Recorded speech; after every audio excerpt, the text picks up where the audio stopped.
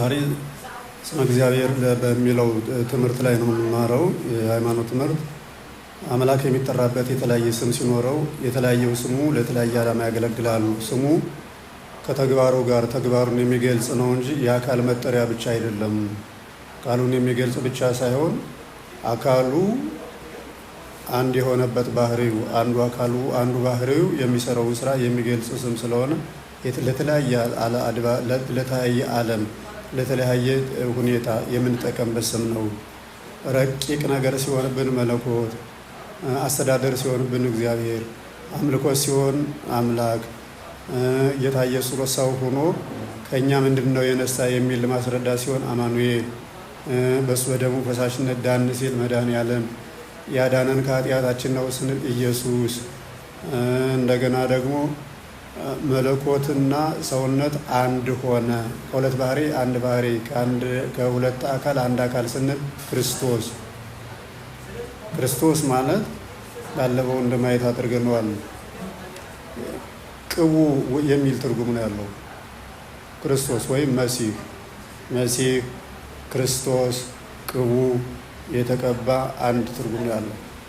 አሁን በጥንቱ ካህን የሚሆን ቀኝ ጎኑን ይቀባል፣ ንጉሥ የሚሆንም ቀኝ ጎኑን ይቀባና በቅባቱ አማካኝነት ካህኑ ካህን ይሆናል፣ ንጉሥ ይሆናል።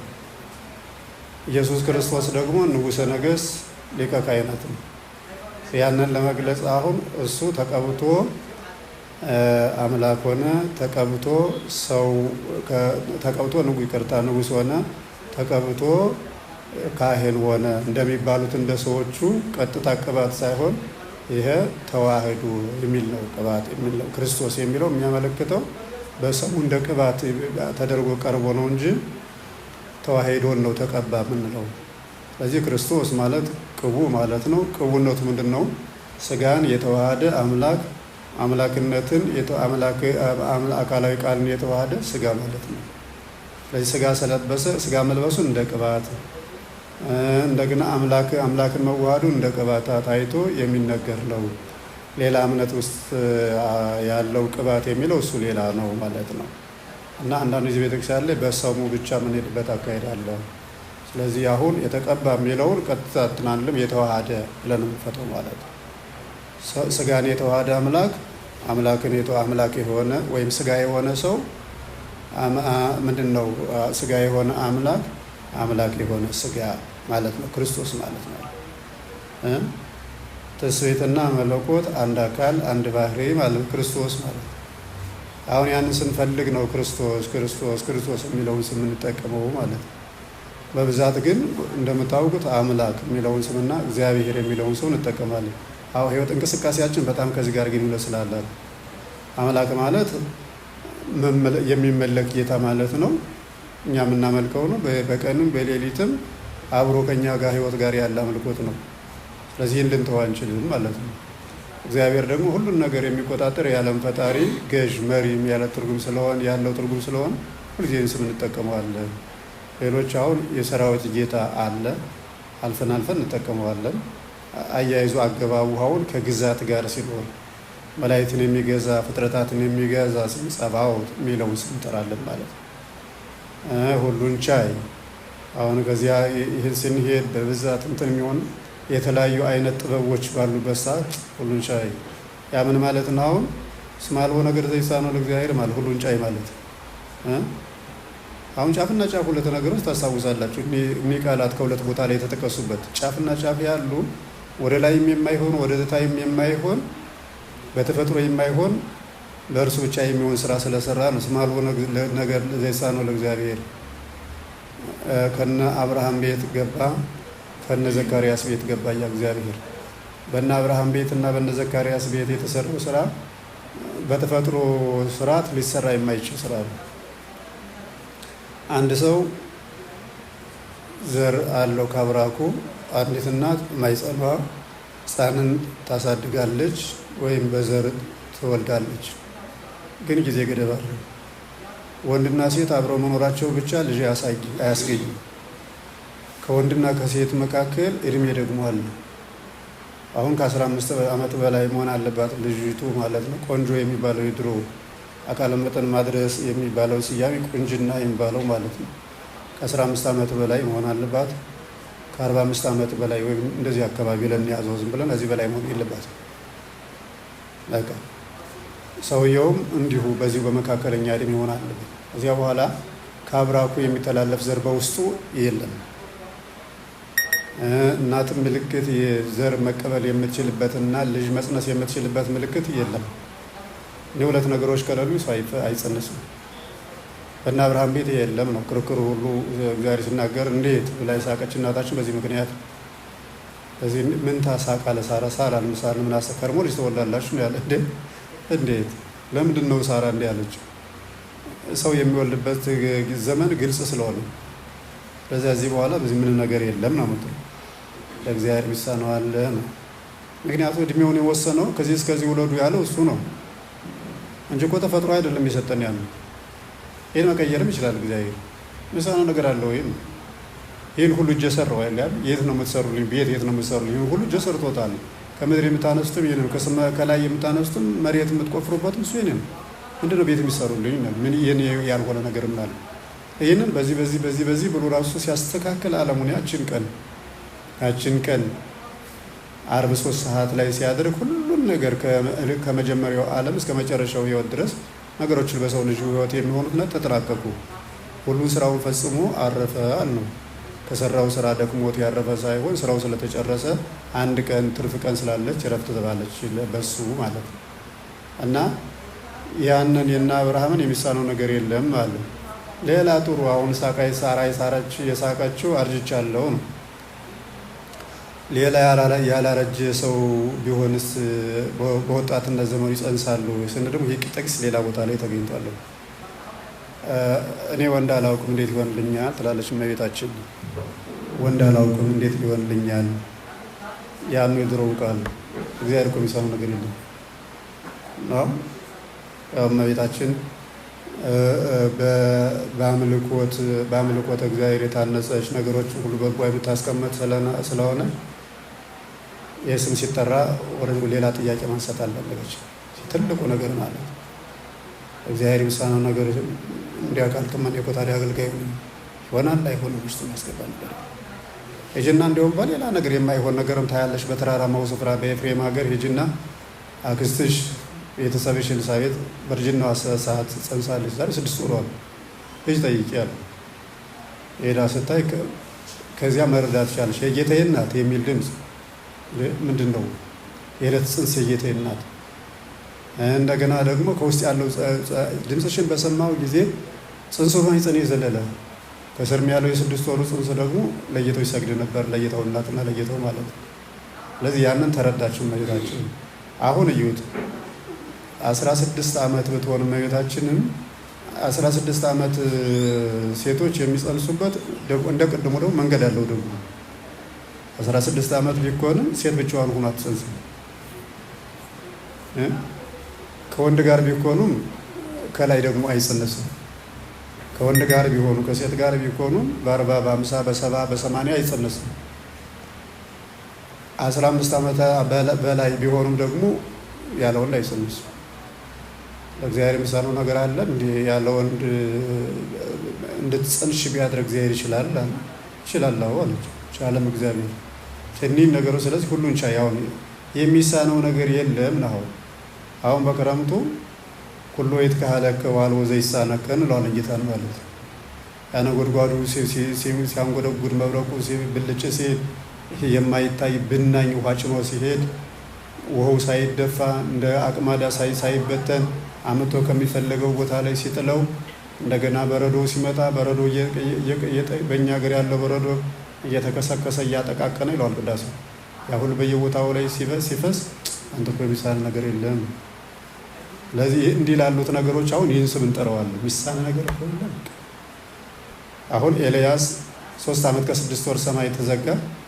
ድንገት በርከክ ብሎ እየጸለየ እያለ ትንሽ ደመና መጣ። የሚሳን ነገር የለም። አሁን ይሄ ትንሽ ደመና ወዲያው ወጣች። ደመና መጣ አለ በሰባተኛው አልሄድና አክዓብን ቤተሰቡን ሰብስቦ ከፈረሱ መንጋው ሁሉ ወደ ከብቱ እንዲያስገድ ወደ ቤት እንዲያስገባ ነገረው። መጥቶ ያን አደረገ። እስራኤል እንጀራ በሌለበት ዓለም ላይ እንጀራ ጠየቁ። እንጀራ መጣ። አንተ እኮ የሚሳን ነገር የለም። ውሃ የሚጠጡት አጡ። ውሃ ከሌለበት ለውሃ ማግኘት ምክንያት ከሌለው ስፍራ ላይ ነው እንግዲህ አምላከ እስራኤል የምንለው እሱ እንጀራ ለማግኘት ምክንያት በሌለው ቦታ ላይ እንጀራ የሚያዘን፣ ውሃ ለመጠጣት ምክንያት በሚሌለበት ቦታ ላይ ውሃ ላይ የሚያዘን። ይህ ሲታይ ሁሉን ቻይ እግዚአብሔር ባህሩን በባዶ የሚከፍል ጠላት የሚያጠፋ ደመና የሚጋርድ መብራት የሚተክል ምግብ ያለምንም ምክንያት የሚፈጥር ጠላትን የሚጥል እግዚአብሔር አምላከ እስራኤል ስንለው ይህ ሁሉ የ40 ዓመት ታሪክ መናገራችን ማለት በአንድ ቃል የእስራኤል አምላክ ነበር የሚሉ ትላልቆች ማለት ነው። የእስራኤል አምላክ አሁን ይህንን እስራኤልም ያለው ሙሉውን ሕይወታቸውን መግለጽ ማለት ነው። እና የሚሳነው ነገር የለም ሲበል እንዲህ ላሉ ነገሮች ያርቁ ሚሳን ነገር የለም። እኛ ምን እንላለን? አንድ ሰው ሞተ ተብሎ ብድግ ሲል እግዚአብሔር እኮ ሚሳን ነገር የና የሚለው ኢየሱስ ሚሄድ አሁን በዚያ ጊዜ ይሁት እኛ ደክመን ነበር፣ ተስፋም ቆርጠን ነበር፣ ልቡናችን ደክሟል፣ መርዳት ባለብን ነገር ደክመናል። ያ ነገር እንዴት ሲሆን ሁሉን ቻይ ሚሳል ነገር የለም። ይህን እንዴት እንደምንጠቀምበት አግባብ ነው። ምንም ነገር ዘንድ ለእግዚአብሔር እኮ ሚሳነው ነገር የለም ብለን ዘግባለን። እና ስሞቹ ሁሉ ጌታ እግዚአብሔር ከሚሰራቸው ስራዎች ጋር የሚገልጹ የሚሄዱ ናቸው እንጂ እንደፈለግን እያመጣን ዝም ብለን ስሙ ብዙ ነው የባህሪው ስራ ብዙ ስለሆነ እያንዳንዱ ቦታ ላይ ስሙ ብዙ ነው። ስሙ የበዛውም ስራው ብዙ ስለሆነ ለእያንዳንዱ ስራ ሰሪው እሱ ስለሆነ በየስራ መስኩ ላይ ቦታ ላይ ስራ እናወጣልታለን እያንዳንዱ ማለት ነው።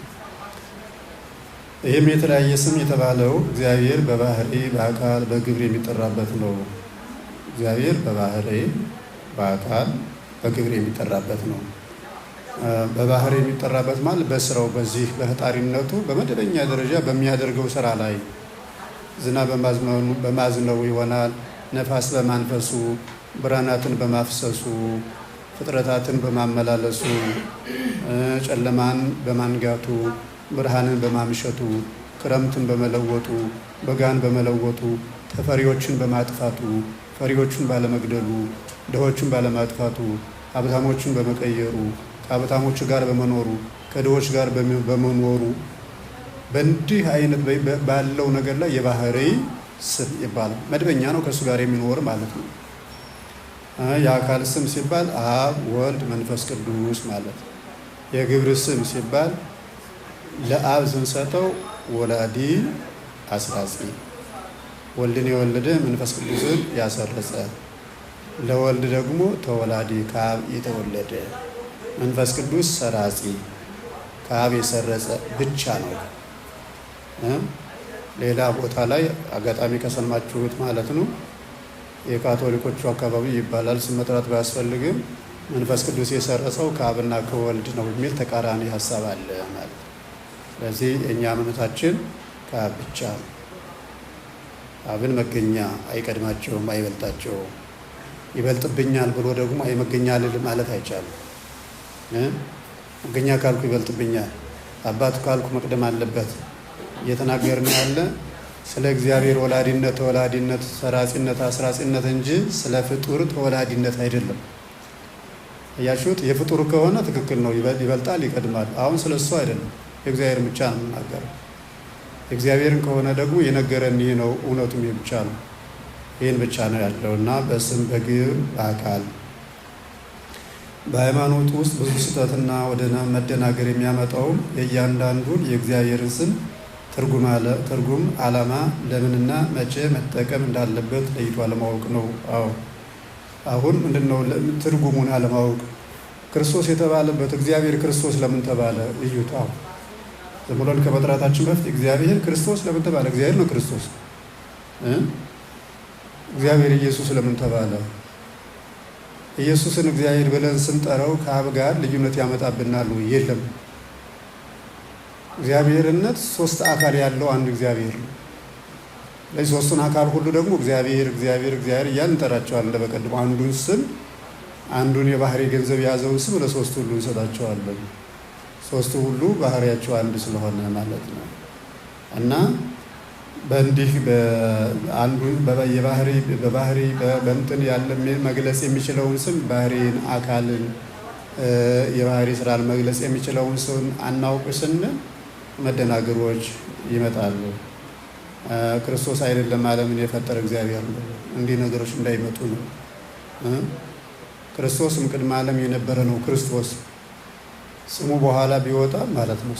ሰው መሆን ክርስቶስ የሚያመለክተው እንደ ቅድሙ ሰው የሆነ አምላክ የሆነ ሰው ማለት አይደለም። ሰውነትን የተዋሃደ አምላክነትን የተዋሃደ ሰው ማለት ነው።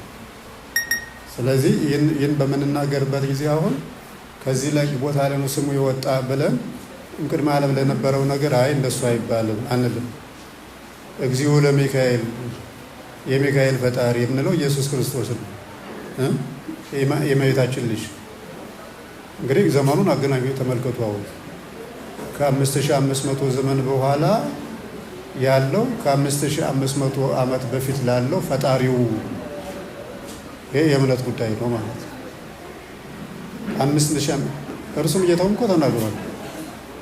አብርሃም ቅድመ ይፈጠር ዓለም አብርሃም አለው እኮ ነው። ምንም ሌላ እኮ ያስፈልግ ከአብርሃም ሳይፈጠር ነበርኩኝ ሲል የተናገረው ኢየሱስ ክርስቶስ ነው። አብርሃም ሳይፈጠር እኔ ያለው አብርሃም ሳይፈጠርም ቅድመ ዓለም የነበረ ደግሞ ፈጣሪ እሱ ብቻ ነው። ስለዚህ ይህ ስለሆነ እያንዳንዱን ነገር አሁን በየዘርፉ ይጠራል። በየዘርፉ በዚያ ነገር መግለጽ በምንፈልገው ነገር ጠራ ነው ማለት ግን እግዚአብሔር አይደለም ማለት አይደለም። እኛ የምናውቃቸው አሁንም ወደፊትም ለይተን 3 ነገሮች ብቻ ለየብቻ የሚጠሩ ናቸው። ባለፈ ያልናቸው ስም፣ አካል፣ ክብር ወይም በአካል ብንጀምር አካል፣ ስም፣ ክብር። ይህ አካል የአብ አካል፣ የወልድ አካል፣ የመንፈስ ቅዱስ አካል እነዚህን አሁን አሉ ራሳቸው። የአብ አካል የወልድ አካል አይባልም አይሆንም ማለት ያ ብቻ ነው። የአብ አካል ስሙ አብ ነው። የወልድ አካል ስሙ ወልድ ነው። የመንፈስ ቅዱስ አካል ስሙ መንፈስ ቅዱስ ነው። የአብ አካል አካሉ የእሱ ሆኖ ስሙ አብ ሆኖ ግብሩ ደግሞ ወልድን የሚወልድ መንፈስ ቅዱስን የሚያሰርጽ።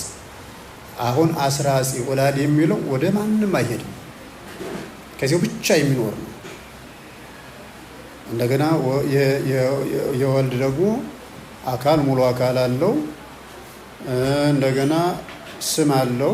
አካሉ የወልድ አካል ያው ከራስ ፀጉር እስከ እግር ጥፍርም ብለን የምንይዘው እኛን አካል የሚባለው። እንደገና ስሙ ማን ነው? ወልድ ነው። ግብሩ ማን ነው? መወለድ።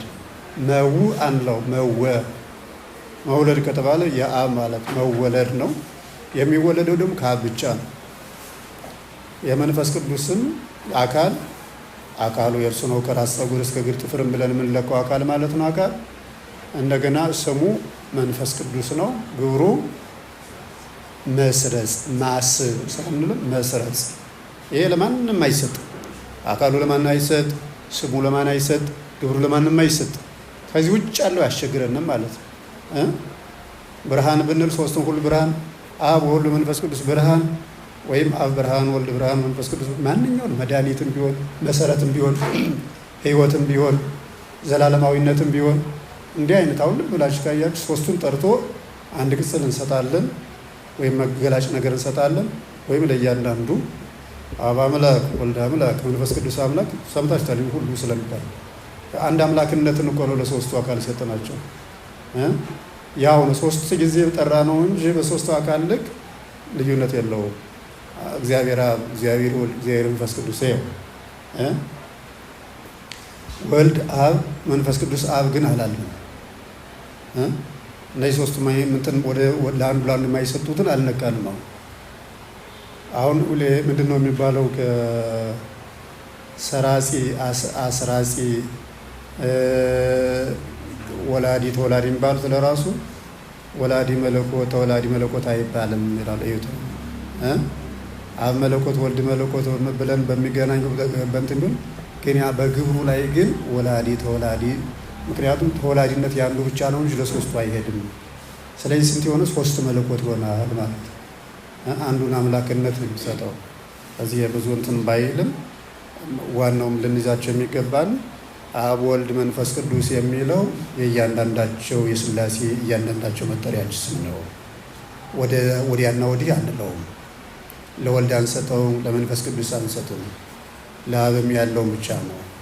ተወላዲነትም ወላዲነትም ሰራጺነትም እኒህ አይንቀሳቀሱም። ከዚህ ውጭ ያለው ሳትጨናነቁ ነው። ከዚህ ውጭ ያለው በአብ ይጠራል፣ በወልድ ይጠራል፣ በመንፈስ ቅዱስ ይጠራል። ምሳሌ አንድ ነገር አሁን ዘወትር የምንለውን ነገር ባለፈው ማንስቻለሁ።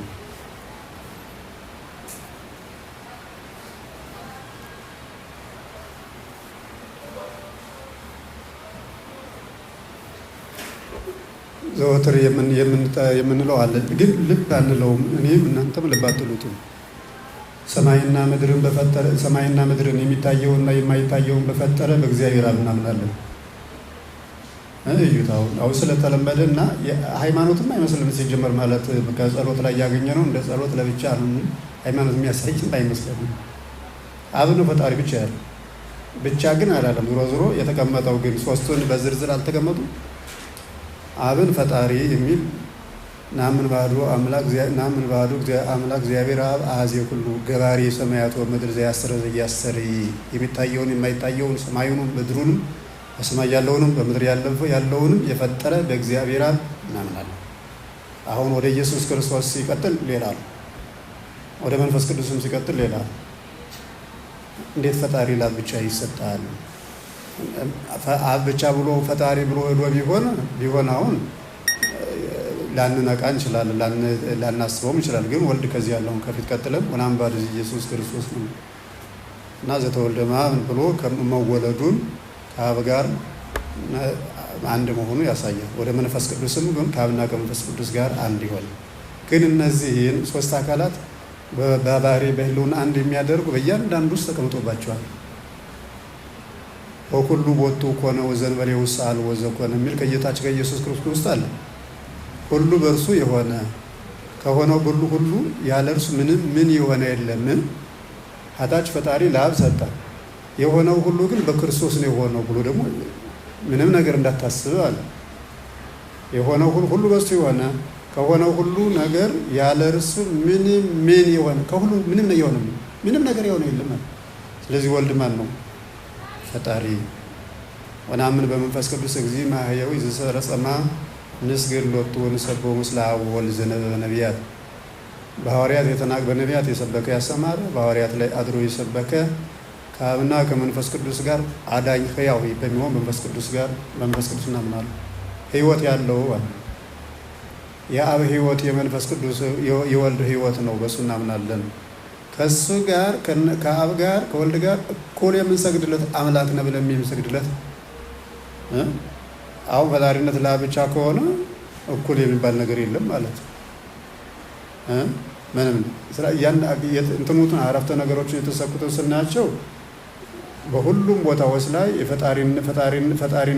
ፈጣሪነት ባህሪ አንድ እንደሆነ አብን ፈጣሪ ወልድም ፈጣሪ መንፈስ ቅዱስ ፈጣሪ እንደሆነ ግን አንድ ፈጣሪ እንደሆነ ያሳያል።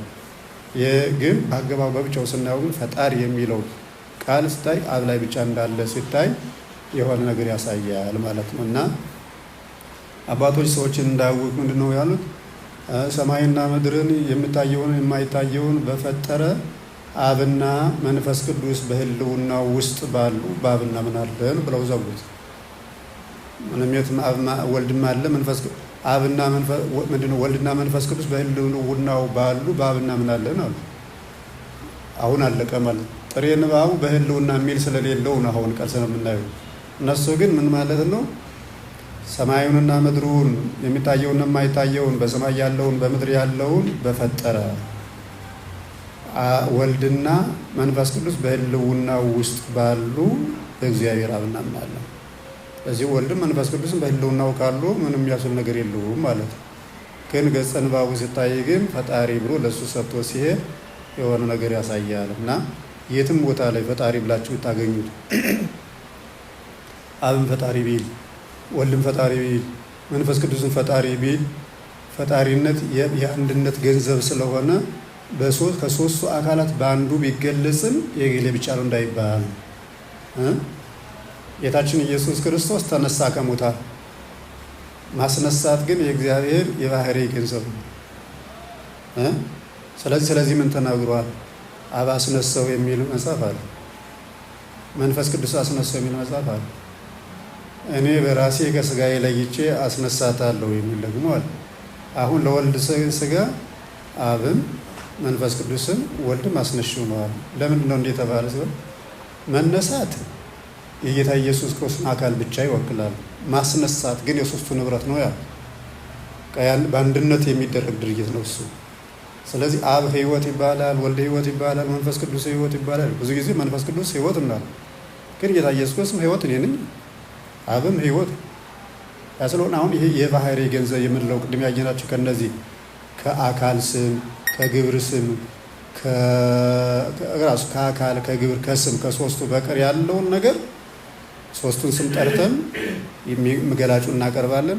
በእያንዳንዱ ደግሞ ስም እንደገና ያንን የምንፈልገውን ነገር ልንገልጽ እንችላለን። ስለዚህ የሚያስጨንቀን የሚያስጠብበን ነገር ሊኖር አይችልም። እነዚህ ሶስቱም ብቻ የማይገናኙ መሆናቸውን መያዝ የሰማችሁ ነው። ሶስቱም ብቻ አካልን ሶስት አካልን ማለት ነው።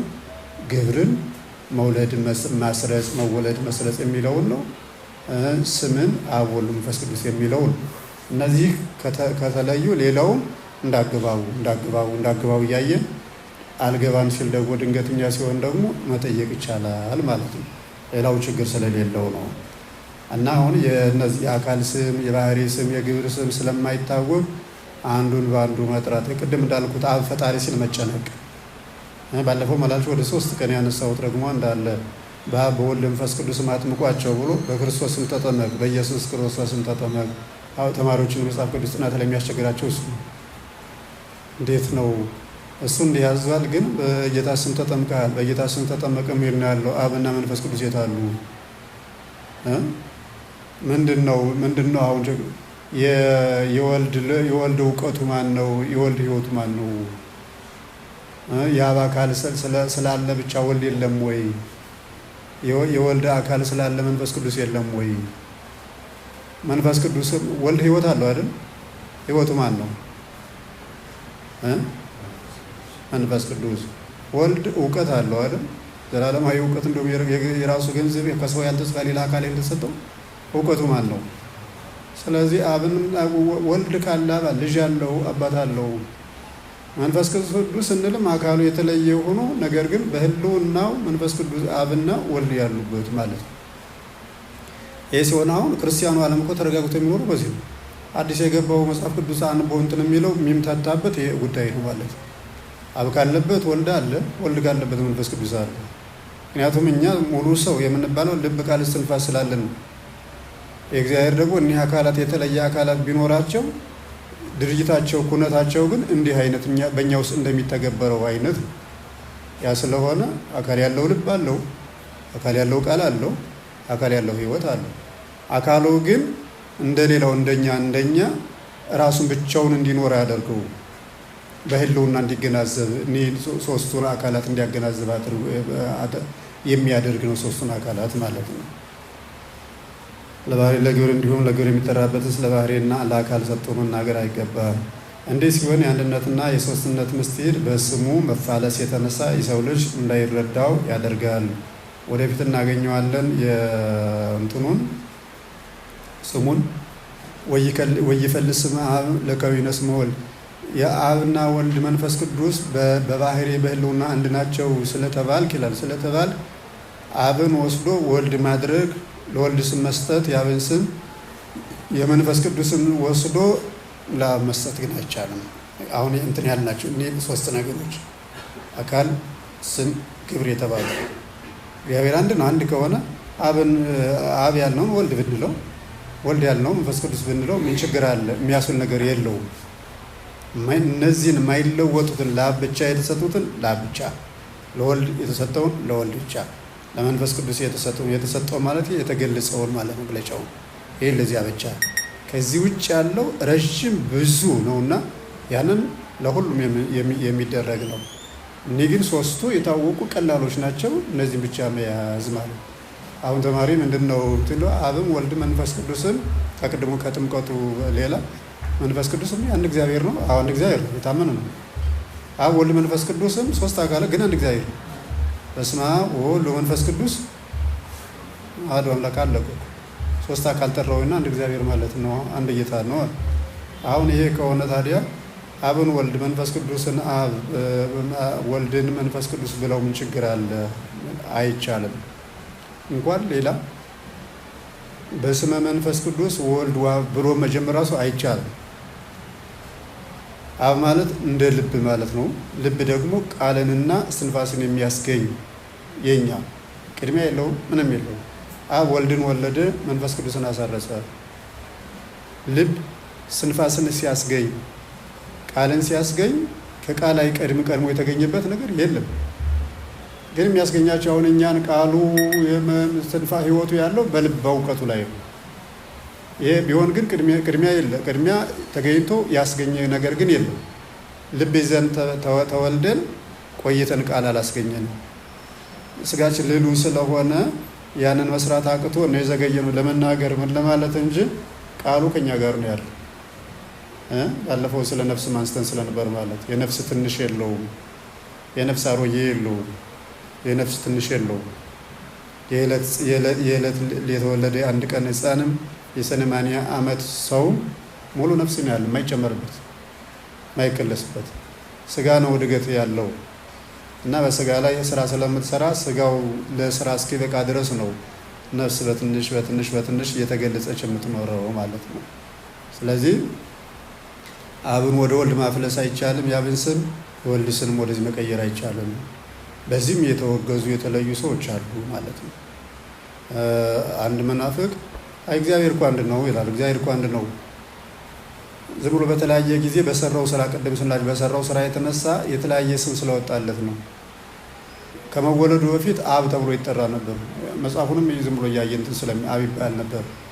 እንደገና ከዘመናት በኋላ ሊያድነን ተወለደ፣ ያው አካል ወልድ ተባለ። እንደገና ከ33 ዓመት ከ3 ወር በኋላ ደግሞ በሐዋርያት ላይ ታየና መንፈስ ቅዱስ ተባለ። እንዴ ተባለ ግን አንድ አካል ነው ብሎ የተናገረ ሰው አለ እና ያ ሰው ከቤተ ክርስቲያኒቱ ተለይቶ አለ ማለት ነው። አያችሁት? አንዳንድ ጊዜ ዝም ብለን በግምት የምንናገራቸው ነገሮች ሁሉ ክፎች ናቸው። ሃይማኖት ግምት አያስፈልገውም፣ መማር ብቻ ነው የሚያስፈልገው እና ትልቅ እምነት የሚያስፈልገው። በቃ ይሆናል፣ ትክክል ነው። እየተነጋገርን ያለ ሲጀመር ስለ ፈጣሪ ነው፣ ስለ ፍጡር አይደለም። እኛ ካላወካ ነው አይወካም፣ አይበስልም ነገር። እኛ ካላወቅ ነው ፈጣሪ አይደለም። እኛ ልናውቀው ሲጀመር ፈጣሪ መኖር አይጠበቅበትም። ፈጣሪ እኛን የሚያውቅ ነው እንጂ እኛ ሙሉ በሙሉ ለክተን የምናውቀው አይደለም። በጥሩ ሲሆን እንዲያንባለው። ስለዚህ ጠንቅቆና አስተውሎ መመልከት ይገባል። እነዚህ ስሞች በሚከተሉት አቀማመጥ ተቀምጠዋልና የባህሪ ስም፣ የአካል ስም፣ የግብር ስም። መጀመሪያ የባህሪ ስም የሚለውን ከማየታችን በፊት ባህሪ የሚለውን ኃይለ ቃል መመልከት ይጠቅማል።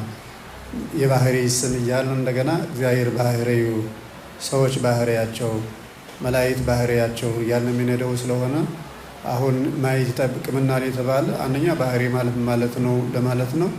በሁለተኛ ደረጃ የሰውን ባህሪ አይተን ወደ እግዚአብሔር ባህሪ ስንሄድ አገላለጹ በጣም ልዩነት ስላለው እንደ ፍጡር ባህሪ የሚያሳይ ትርጉም እንዳንሰጠው፣ የሰውንም ባህሪ ደግሞ እንደ እግዚአብሔር ባህሪ አይነት ትርጉም እንዳንሰጠው። ቃላቸው አንድ ነው። ባህሪ እግዚአብሔር፣ ባህሪ የሰብ፣ ባህሪ የመላእክት የሚል ነው ያላቸው። ግን ውስጣቸው የሚያሳዩት ምልክት ግን በጣም የተለያየ ነው እና ያንን እንዳያስተን መጀመሪያ ባህሪ የሚለውን ቃል መመልከት። ባህሪ የሚለው ቃል ስለ አንድ ፈጣሪ፣ ስለ መላእክት እንዲሁም ስለ ሰው ልጆች ኩነት ይነገራል። ለሶስቱ ይነገራል በብዛት።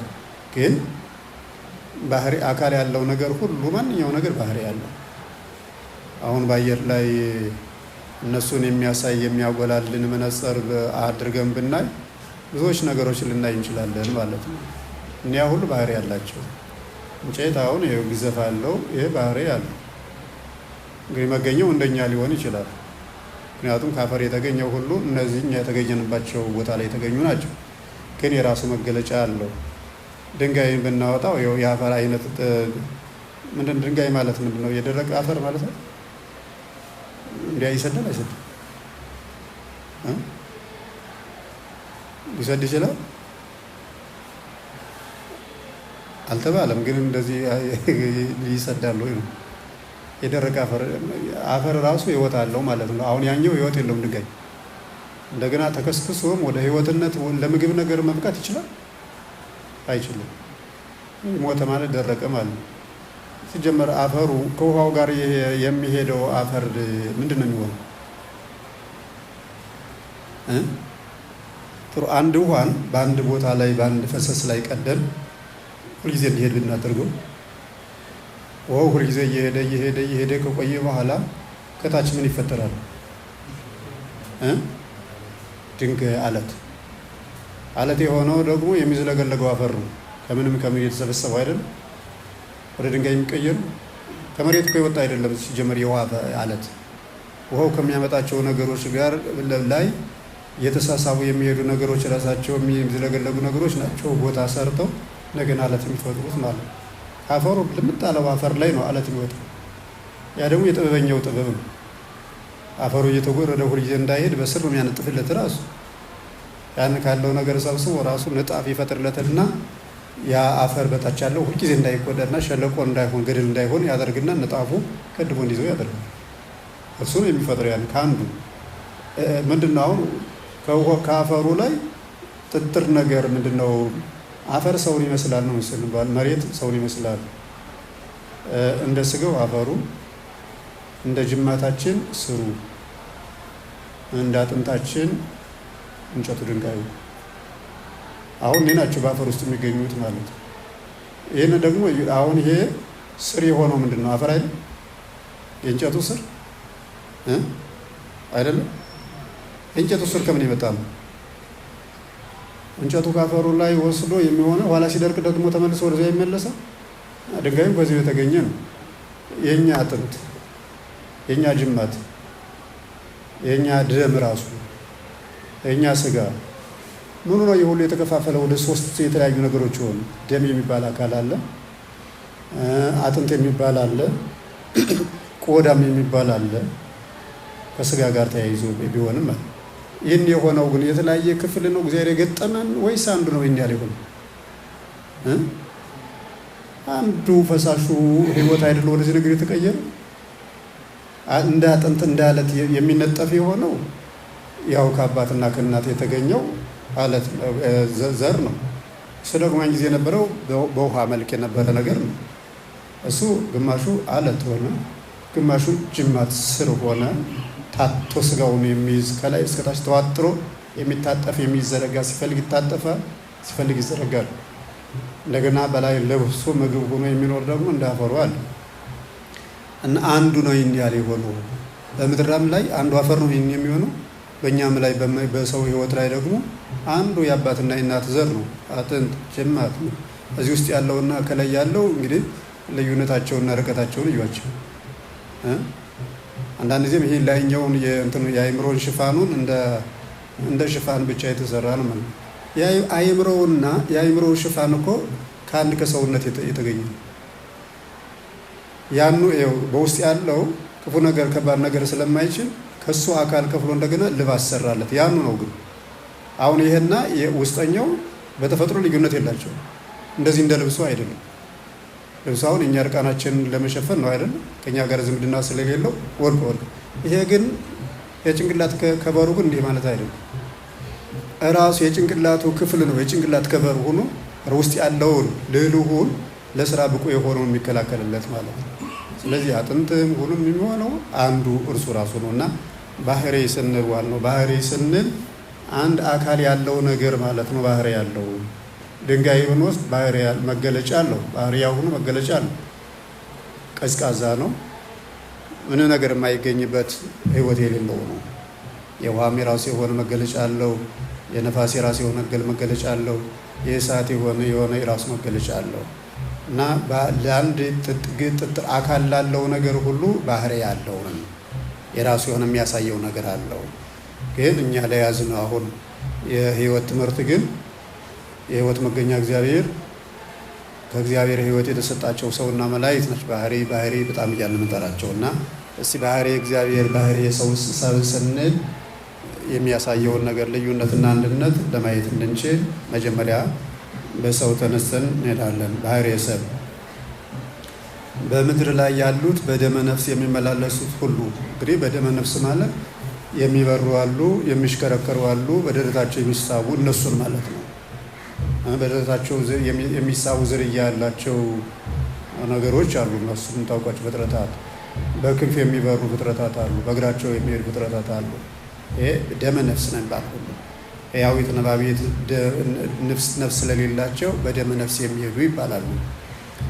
ስለሌላቸው ከሰው ቢለዩም ነገር ግን ሕያዊት ነፍስ ስለሌላቸው ከሰው ቢለዩም ነገር ግን እንደ ሰው ልጅ ስጋ ከአራቱ ባህርያት የተገኙ በመሆናቸው ስለ እነርሱ የተለየ ነገር የለም። ደማዊት ነፍስ ናቸው ብንልም ግን የተገኙት ከአራቱ ባህርያት ምንም ልዩነት የላቸውም። አሁን ሰው ሳለ ክቡርነቱን አላወቀውም። እንስሳትን ተፈጥረው የሚጠፉትን እንስሳትን መሰላቸው። አሁን እንስሳት የሚሰሩትን ስራ እኛ እንሰራለን።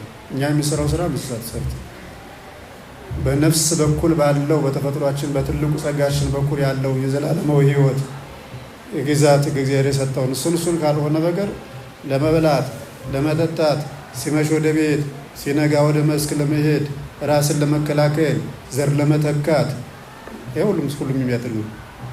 ሁሉም ማለት ማንኛውም በትንሽ ነገር በትንሽ አካል ከተቀረጹት ጀምሮ ዘር ለመተካት አንዱ ለአንዱ ዘር ይሰጣል፣ አንዱ ዘር ይቀበላል። ምግብን ለመፈለግ አንዱ ወጥቶ ራሱ በዚህ ወጥቶ እስከ መቅረት ድረስ ዋጋ ከፍሎ ምግብ ይፈልጋል። በዚህ እስከ መቅረት ድረስ ራስን ለመከላከል ሁሉም ከብት ጅል አይደለም። እንደ ባበልሆቹ ወይም ባለው ምንድነው ከመንገድ ላይ ይተኛል አለ።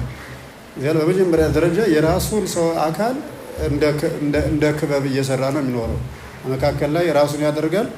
እዚያ በኋላ ወደ ምድር ይቀብራል። ራሱ የህይወቱን መገኛ ሰው እንዳይገለው ራሱን ነው የሚጠብቀው። እንዴ ሰውም እንዲሁ ነው፣ ከብትም እንዲሁ ነው።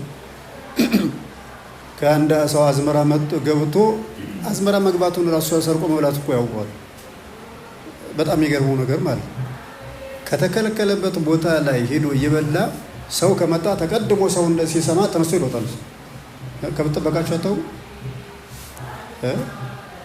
ተቀድሞ ማለት እዚህ አሁን የሆነች አዝመራ ለዚህ አካባቢ ማለት ነው። እረኛው ከታች እየጠበቀ እያለ እሱ ቀስ ብሎ እረኛው ሳይሆን ትንሽ እየበላ እየመሰለ ምናምን እያለ የሚመጣው ማለት ነው። ኋላ መጥቶ ይገባል።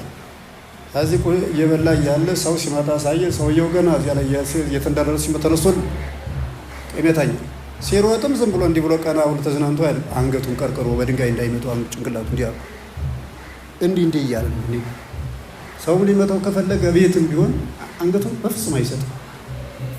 የፈለገ ነገር ቢሆን ራሱን ይጠነቀቃል። ሰውም እንዲሁ ነው። ለምንድን ነው እንዲህ? ማንኛውም ሰው ነገር ከተነሳ ነው የሚል ትልቅ ሰው መጣለው የሚል ከሆነ መቆነጣለው ቶሎ ወደዚህ ነው። ይሄ አካል አይደለም ግን ይሄ ይበሳል። በተፈጥሮ ብድግ ብሎ ሁሉም ፍጥረት የሚከላከለው ነው። ሁሉም ማንኛውም ይህንን የሚሰጥ ፍጡር የለም። የአይምሮ መገኛ ሌላው አካል ጉዳት ደርሶበት መኖር ይችላል። ይሄኛው ጉዳት ደርሶበት መኖር አይችልም። ስለዚህ እንዲከላከል ነው የሚያደርገው ሁሉም ማለት ነው። ሁሉም እጁን እያዘረጋ እጁን ሊያስደበድብ ይችላል። እጁ ይሰበራል እንጂ አንድ ነገር ሳይሆን ጭንቅላቱን አሳልፎ ራሱ መስጠት የሚችል ሰው ሁሉም ራሱን ይከላከላል። ሁሉም በእንዲህ አይነት ይኖራል። ከብቶቹን በልተው ማታ ቤታቸው ጠዋት ካረፈደባቸው ፍቱን እንወጣለን ድምፅ እስካሰማት ድረስ ይታገላሉ። ነግቷል ይላሉ። አሁን ከኛ የሚያንሱበት እንስሳትን መሰለ ማለት ምግብ ፈላጊና መዳራትን ብቻ ላይ መሰረት ያደረገ ሆነ ነው።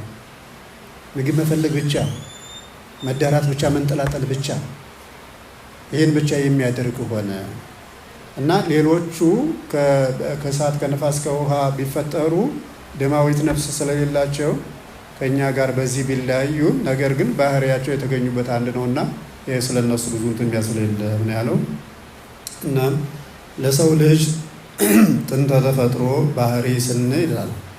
ባህሪ በአካል ህልው ሆኖ የሚገኝና ለሁሉም ነገር የመገኘት ምክንያት ወይም መነሻ የፍጥረት ክዋኔ የነገር ሁሉ ስር መሰረት ምንጭ ማለት እንደሆነ ሁሉ ለሰው ልጅም እንዲሁ ባህሪ የአካል የህላዌ የስም ጥንት የስራ ምንጭ የግብር መሰረት ነው።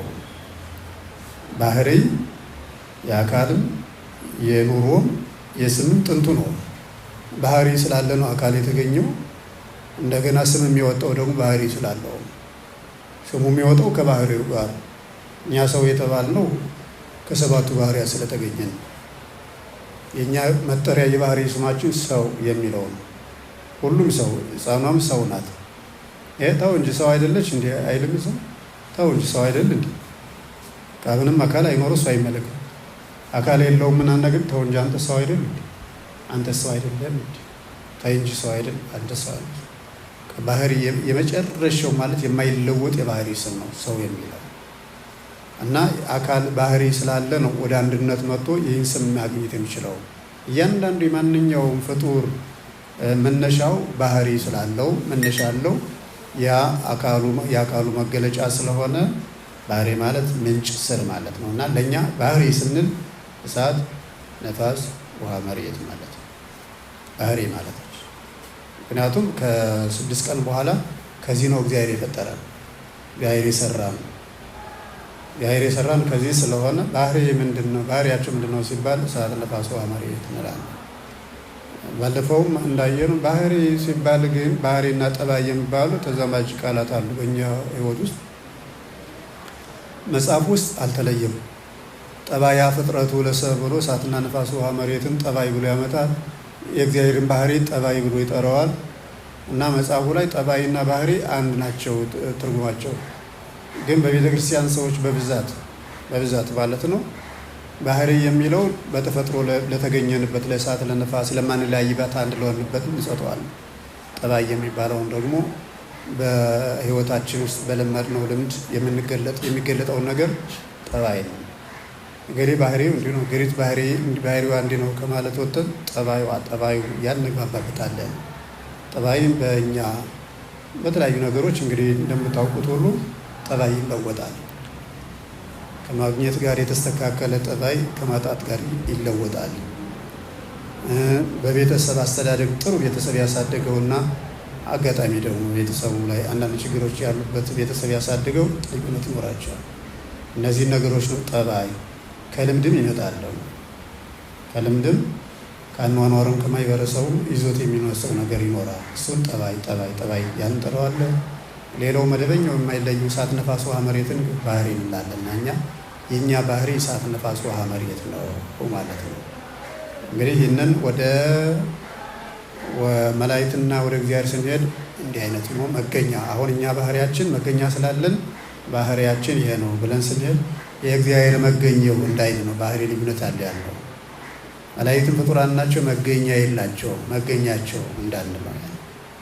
አሁን ለእኛም ቢሆን ሲጀመር ማለት ነው ያው መገኛ ቢኖርንም በቀደም እንዳለው እሳት፣ ነፋስ፣ ውሃ፣ መሬት ላይ ነው የተፈጠርነው ብንልም እሳት ግን ፈጣሪያችን አይደለም።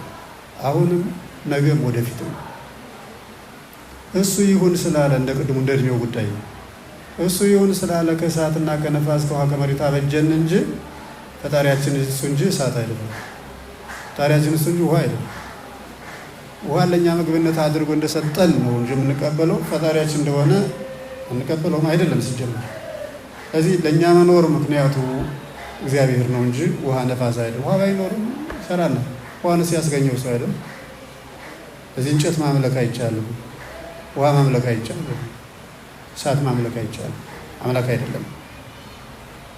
የእኛ መፈጠራችን ከፈጣሪ ጋር ነው እንጂ ያለ ከእነዚህ ቁስ አካሎች ጋር ምንም እሳትንም ውሃንም ነፋስንም የምናየው እንደ ማንኛውም ፍጥረት ነው የምናየው።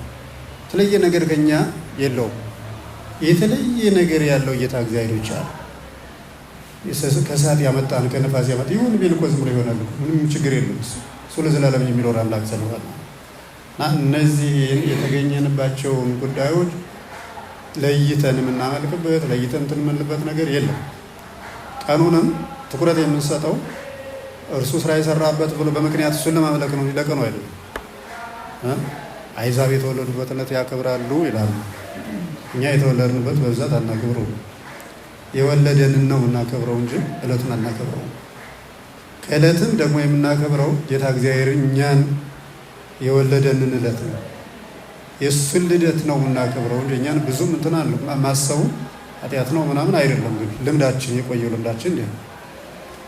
የጋራ ልደታችን የጌታ ልደት ነው።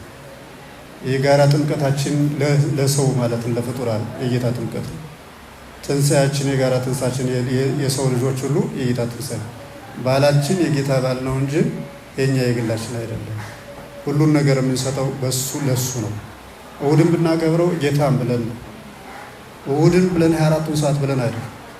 ዓርብን ብናከብረው ጌታን ብለን ነው፣ እግዚአብሔርን ብለን ነው። ለ24ቱ ሰዓት ብለን አይደለም። ከዕለቱ ጋር ግንኙነት በዕለቱ የሰራውን ስራ ለማዘከር ነው፣ አምላክነቱን ለመናገር ነው እንጂ ዕለቱን አስበን አይደለም። ከቀን ቀን የሚበልጥ ነገር የለም። ጌትነቱ ግን በቀን የሰራው ስራ ስላለ ያንን አስበን በዚህ ቀን እንዲህ አደረክልን ብለን ያንን እናደርጋለን። እና ባህሪ ለሰው ልጆች ከእሳት ከነፋስ ከውሃ ከመሬት ለተገኘ ነው። ባህሪያችን እንላቸው እነዚህን ነው። ለቁስ አካል ለሚዳሰሰው ለሚታየውም አካል እስካለው ረቂቅም አካል ይሁን ግዙፍ አካልም ይሁን እኒህ ነገሮች ያሉት ሁሉ ባህሪ አለው።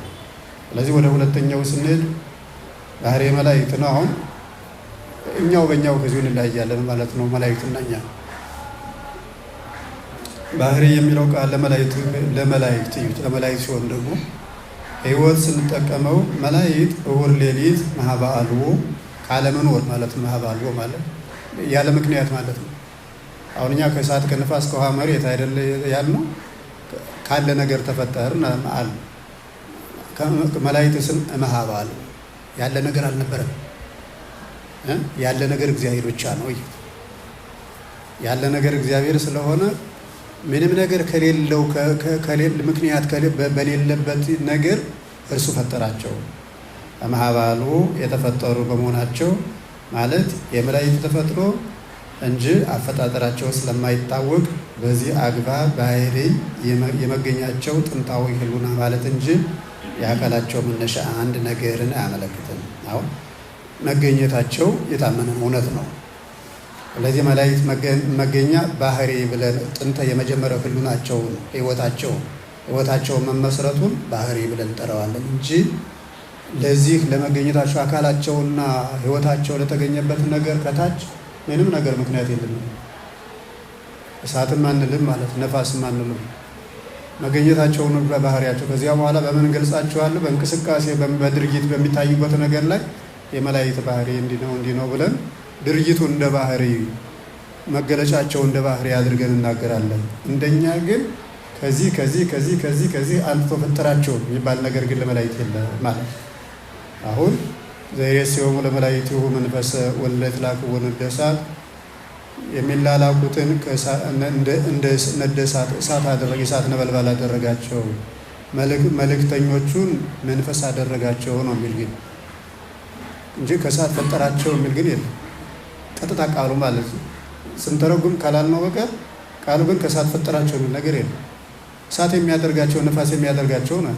ከድርጊት በኋላ እኮ ነው የሚያደርጋቸው የሚል ከዚህ ያነሳቸው ማለትና እነዚያ ያሉትን ነገሮች እንዲህ የሚያደርጋቸው ካለ አሁን ኋላ የሚሰራ ስራ ነው እየተነገረላቸው ያለ ማለት። ስለዚህ መላእክት በሁለት ነገሮች ከእሳትና ከነፋስ አልተፈጠሩ። አንደኛው እሁድ ማታ ጀምሮ ለሰኞ ለእሁድ አጥቢያ ማለት ቅዳሜ፣ አሁን ቅዳሜ ስላለ እንደነበረ አድርገን መጥራት እንችላለን። ያን ጊዜ ቅዳሜ የለም። ቅዳሜ የመጨረሻው ዕለት ስለሆነ ማለት ነው። የመጀመሪያው ዕለት እሁድ ማለት አንድ እንዳደረገ አንድ ማለት ነው። እሁድ ቁጥሩ ትርጉሙ ማለት ነው። ስለዚህ እሁድ መቼ ነው የሚጀምረው ሲባል ማታ ማለት ሜት ነው። የቅዳሜው ቀን 12 ሰዓት አልቆ ከ12 ሰዓት ቀጥሎ ያለው ደቂቃ ሽራፊ አንድ እያለ በሚቆጥርበት ሰዓት ከዚያ በኋላ ያለው ነው የነገው ዕለት ማለት ነው። አሁን 12 ሰዓት ከኋላ ከሆነ ያለንበት ዕለቱ ማን ነው? 12 ሰዓት በኋላ ከሆነ ትንሽ ትክክል ነኝ። አሁን የት ዕለት ውስጥ ነው ያለነው? ማክሰኞ ላይ ነው ያለነው። ማክሰኞ ላይ ነው ያለነው አሁን ማለት ነው። ማክሰኞ 19 ደቂቃ ይላል እዚህ ከ24ቱ ሰዓት ላይ 19 ደቂቃ ተጠቅመናል ማለት አሁን ከ19 ደቂቃ በፊት አንድ ልጅ ቢወለድ አሁን ለጌታ ትንሣኤ ሲሆን ውዥብርብር የውስጥ የክፋታችን መጠን ስላላለቀ ነው። እኛ የምንጠቀምበትን ለጌታ ሲሆን እንዴት እንዲሆናል ብለው ይችላል። አሁን ለምሳሌ ከ19 ደቂቃ በፊት ማን ነበረ? ሰኞ ነው። 19 ደቂቃ በፊት የተወለደ ልጅ መቼ ነው የተወለደ የሚባለው? ሰኞ። ግን እኮ 24ቱ ሰዓት አልቋል፣ አልተጠቀምበትም። 24ቱ ሰዓት ሊያልቅ እንግዲህ 1 ደቂቃ ነው የቀረው ማለት ነው። ስንት? 11 ሰዓት ከ59 ደቂቃ 11 ሰዓት ቅድም ማለት 11 ሰዓት ከ59 ደቂቃ ላይ የተወለደ ልጅ ከሰኞ የቀረው 1 ደቂቃ ነው አይደለም? ግን ሰኞ ነው የተወለደው። 24ቱን ሰዓት ሰኞ ተብሎ የሚጠቀሙበት ቆጣጠራችን ይህ ብቻ ነው ያለው ነገር ማለት። አሁንም ከ11 ሰዓት ከ59 ደቂቃ የሞተ ሰው ሰኞ ሞተ ተብሎ ነው የሚያዘው። ስለዚህ ሰኞ 1 ማክሰኞ 2 እየተባለ ነው የሚቆጠር ምን ጊዜም ማለት። ሰኔ 2 ቀን አረፈ በቃ አለ ባቻ 1 ደቂቃ አልተላለፈም ስላላለፈ ማለት። በእኛ አቆጣጠር ለምሳሌ ሐምሌ፣ ነሐሴ፣ ጳጉሜን 5 ቀን ሆኖ ቀኑ እለቱ ጳጉሜን 5 ሊያልቅ እንዳሁኑ 11 ሰዓት ከ1 ደቂቃ ቢሆን በዚህ ዓመተ ምህረት በ2017 ነው የሞቱ። ምንም እኮ የለውም እንግዲህ 12 ወር ምጥጥ ብሎ አልቆ ቀኑም አልቆ ሰዓቱም አልቆ ደቂቃ ውስጥ ነው የገባ ነው ማለት ነው። ግን በ2017 የተወለደም በ2017 ነው የሞተም በ2017 ነው። ይሄ ደግሞ በጣም ረጅም ነው ማለት ነው። 12 ቀንም 12 ወር በ30 365 ቀንስ ሳይጠቀምበት ያለው ግን የሚቆጠር ነው። ይሄ እየታማውን የተነሳ በ3ኛው ቀን ነው። አርብ ተቀበረ፣ እሑድ ተነሳ። ምን አስፈለገ? 3 ቀን አይደለም? አርብ፣ ቅዳሜ፣ እሑድ ማለት 3 አይደለም? እሑድ የተነሳ ሌሊት 6 ሰዓት አርብ የሞተው 9 ሰዓት ትክክል ነው ታዲያ። ስለዚህ ተባለ ሰዓቱ አይሞላም፣ ሰዓቱ አይሞላም። የምን ሰዓት ነው? በዚህ ያህል ሰዓት እኮ አልተባለም። ሲጀምር እኮ ሰዓት አልተቆጠረም። ቀን እለት ነው የተቆጠረው። በ3ኛው እለት ነው እንጂ በ72 ሰዓት ነው እንደተባለ በ72 ሰዓት ተነሳ ከተባለ ትክክል ነው። በ3 እለት እኮ ነው የተባለው። የእለቱን ሁኔታ ነው የተገለጠው። የሰዓቱን ድምር እኮ አልተነገረም። እንዲህ ማለት ነው።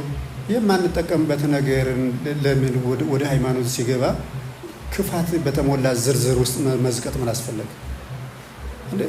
ለጌታ ሲጀምር እኮ 4 ቀንም ብለው 2 ሰዓትም ቢሆንም እኮ ይሄ እኮ ምንም ነገር ችግር የለውም እኮ። በሰዓት ከቆጠርነው 33 ሰዓት ነው። በሰዓት ስንፈልግ ነው ለሌላ ትርጉም ስለተፈለገ ነው። ቄርሎስ እንዲህ ያለው ከሰዎች ጋር 33 ዓመት ቆየ፣ ከነፍሳት ጋር 33 ሰዓት ቆየ። በነፍስና በስጋ በኩል ልዩነት የሌለው አምላክ ነፍስንም ስጋን ለማዳን የመጣ ብሎ ገልጾታል። እሱ ለቅንነት ማለት 33 ዓመት 33 ሰዓት ብሎ ማለት እሱ ለበረከት ለማሰማር ለሚገባው ያንን ነፍስን የነፍስም የስጋም ፈጣሪ ነው። በነፍስና በስጋ መካከልም ልዩነት የለውም። እንዲያውም በቁጥር በራሱ አስተካክሎ ነው እንትን ያላቸው ብሎ ለሚፈልገው ነገር ነው ያለው። ለክፋት አይደለም የተፈለገው እንጂ ባይሆን ኖሮ ምን ቸገረን? ከሞት ነፍሱ ከተለየች ከ4 ሰዓት በኋላ ተነሳ ቢባል ያው እኮ ነው። 3 ቀን ቆየ፣ 3 ሰዓት ቆየ፣ ያው ሞተ ነው። ያን ያህል መቆየቱ መርዘሙ እኮ ምንም አይደለም። ያቺ ሙታ የነበረችውን ልጅ የሚያህል ሰዓት ባልተባለ ያስነሳት ሞታለች። ለምን ታደክሙታላችሁ? ለምን ታደክሙታላችሁ? አጥበን ገንዘን ተብሎ ተነሽ ምን ነው የተባለ? አስነሳት አይደል የተባለ? አላዛርም ከ4 ቀን በኋላ አስነሳው። ያችን ወደ የሞተችውን ሰው አስነሳት እኮ። ምንም የሰዓት መርዘም እኮ ለጌታ ምንም የሚያመጣው ነገር የለም ማለት ነው። 3 ቀን አልነው፣ 72 ሰዓት አልነው፣ 33 ሰዓት አልነው። ምንም የሚያመጣው ነገር ሞተ፣ ሌላ ምንም ነገር የለውም። እና ወደ መላእክት ስንመጣም አሁን ማህባልቦ ፈጠራቸው ስንል ቅድም እንዳልኩት በሁለት ነገር ባህሪያቸው መነሻ የላቸው ስንል ለምን አሁን ባለችው በቅዳሜ 12 ሰዓት በኋላ ያለው እሑድ ነውና ከዚህ ጀምሮ ጌታ ፍጥረቱን ቀጥሏል። እዚያ በኋላ እስከ ንጋቱ ድረስ 7 ተፈጠረ። ነጋት ላይ ደግሞ ብርሃን የሚባል 8ኛ ፈጠረ። እነዚህ 8 ፍጥረታት 10 ፍጥረታት የፍጥረት መነሻ ስሮች ይባላል። ኋላ ከትንሽ ሰዓት በኋላ እነሱ ራሱ መፍጠሪያ ይሆናሉ። አንዱ ከአንዱ ግብር ተብሎ ራሱ እነሱ ስራ ይሰራባቸዋል ማለት ነው። እነዚህ ማባልቦ ናቸው ይባልና ከዚህ በኋላ ያለው ግን ግብርም ግብር ነው። ግብርም ግብር ማለት አንዱ ካሉ ብርሃን ሲፈጥር ከነባሩ ብርሃን ላይ አንስቶ ረቡዕ ፀሐይና ጨረቃን ከዋክብትን ይሰራል። ነባሩ ብርሃን ግን ተፈጥሯል። ዓርብ ሰውን ሲፈጥር ከነባሩ እሑድ ከተፈጠሩት ከነዚህ አንስቶ ይፈጥረዋል። ከዚያ በኋላ ከብቶች የተፈጠሩት የሐሙሱም የዓርቡ ጠዋት የተፈጠሩትም ሁሉም ከዚህ ከነባሩ ላይ የተነሱ ይፈጠራሉ። ሁሉም እንዳለ እንደገና ሰኞ አንድ ስራ ሰራ። ከዚህ እስከ ብሩህ ሰማይ ድረስ የነበረ እንትን አለ፣ ውሃ አለ፣ እሱን ከፈለ። አሁን እሱ የተፈጠረው እሑድ ነው ማለት ነው። እዚህ እኛም እኮ ባህሪያችን የተፈጠረው ሲጀመር እሑድ ነው። ለምክንያት ቆይተን ከዚያኛው የተፈጠረው የኛ እሳቱም ነፋሱም ውሃው መሬቱ የተፈጠረው ነው። ስለዚህ የእሑድ ፍጥረታት መነሻ የላቸውም፣ ከዚህ ነው አይባሉም። እና የእሑድ ፍጥረታት 10 ፍጥረታት ተፈጥረው ግብርም ግብር አይደሉም። ሌላውም ግብርም ግብር ገብቷቸዋል። አባባል አንዱን ከአንዱ ብለን ሃይማኖት ስለማይሆን አንዱን ከአንዱ በዚህ በተፈጠረው ሌላ ፍጥረት ፈጥሯል ማለት ነው። አዲስ ነገር የለም። የእሑዱ ግን አዲሶች ናቸው፣ ከመነሻ የላቸውም ማለት ነው። እሑድ ከሰራው ስራ ላይ ግን ሌላ ስራ ደግሞ ሰርቶ ሌላ አዲስ ነገር ፈጥሮበታል እግዚአብሔር ማለት ነው። እና የእሑዶቹ ግን ምንም ነገር ሳይኖር ብቻቸውን ናቸው። እና ከነዚህ መካከል እሑድ የተፈጠሩ መላእክት ናቸው፣ 8ኞቹ ማለት ነው። እነሱ ከሆኑ ታዲያ በአንድ በኩል የእሑድ ፍጥረት 10 ፍጥረታት ናቸው። እነሱ ግብርም ግብር አይደሉም፣ ስሮች ናቸው፣ መሰረቶች ናቸው ካል ከእሳትና ከነፋስ ተፈጠሩ ማለት ምን ማለት ነው? እሳትም ነፋስም እነሱም እንኳን አንድ ጊዜ ነው የተፈጠሩት፣ እሑድ የተፈጠሩ ናቸው። ምኑን ነው ታዲያ? እንደዚያ ከሆነ እኮ እሑድ የተፈጠረው እኮ መላእክት አይቆጠሩም። ከነፋስ ከሆነ ከእሳት ከሆነ ከዚያ በኋላ የሚሆኑ ናቸው። እነሱም ከዚህ ከሆነ እንትን ተብለዋል ማለት ነው። በሌላ መልኩ እንደገና አባቶች በሃይማኖት አበው ደግሞ መላእክትን ከነፋስና ከእሳት አልፈጠራቸውም። ለምን?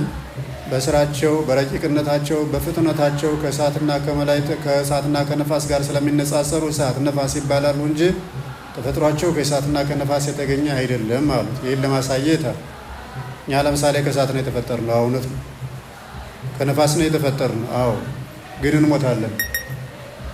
ከነፋስና ከእሳት ተፈጥረው ቢሆኑ እንደኛ በሞቱ ነበር። እሳቱ ከሞት መቻዳንን፣ ነፋሱ ከሞት መቻዳንን። ስለዚህ እነሱ ለምን አይሞቱም አሉ? ምንም ማለት አይቻልም።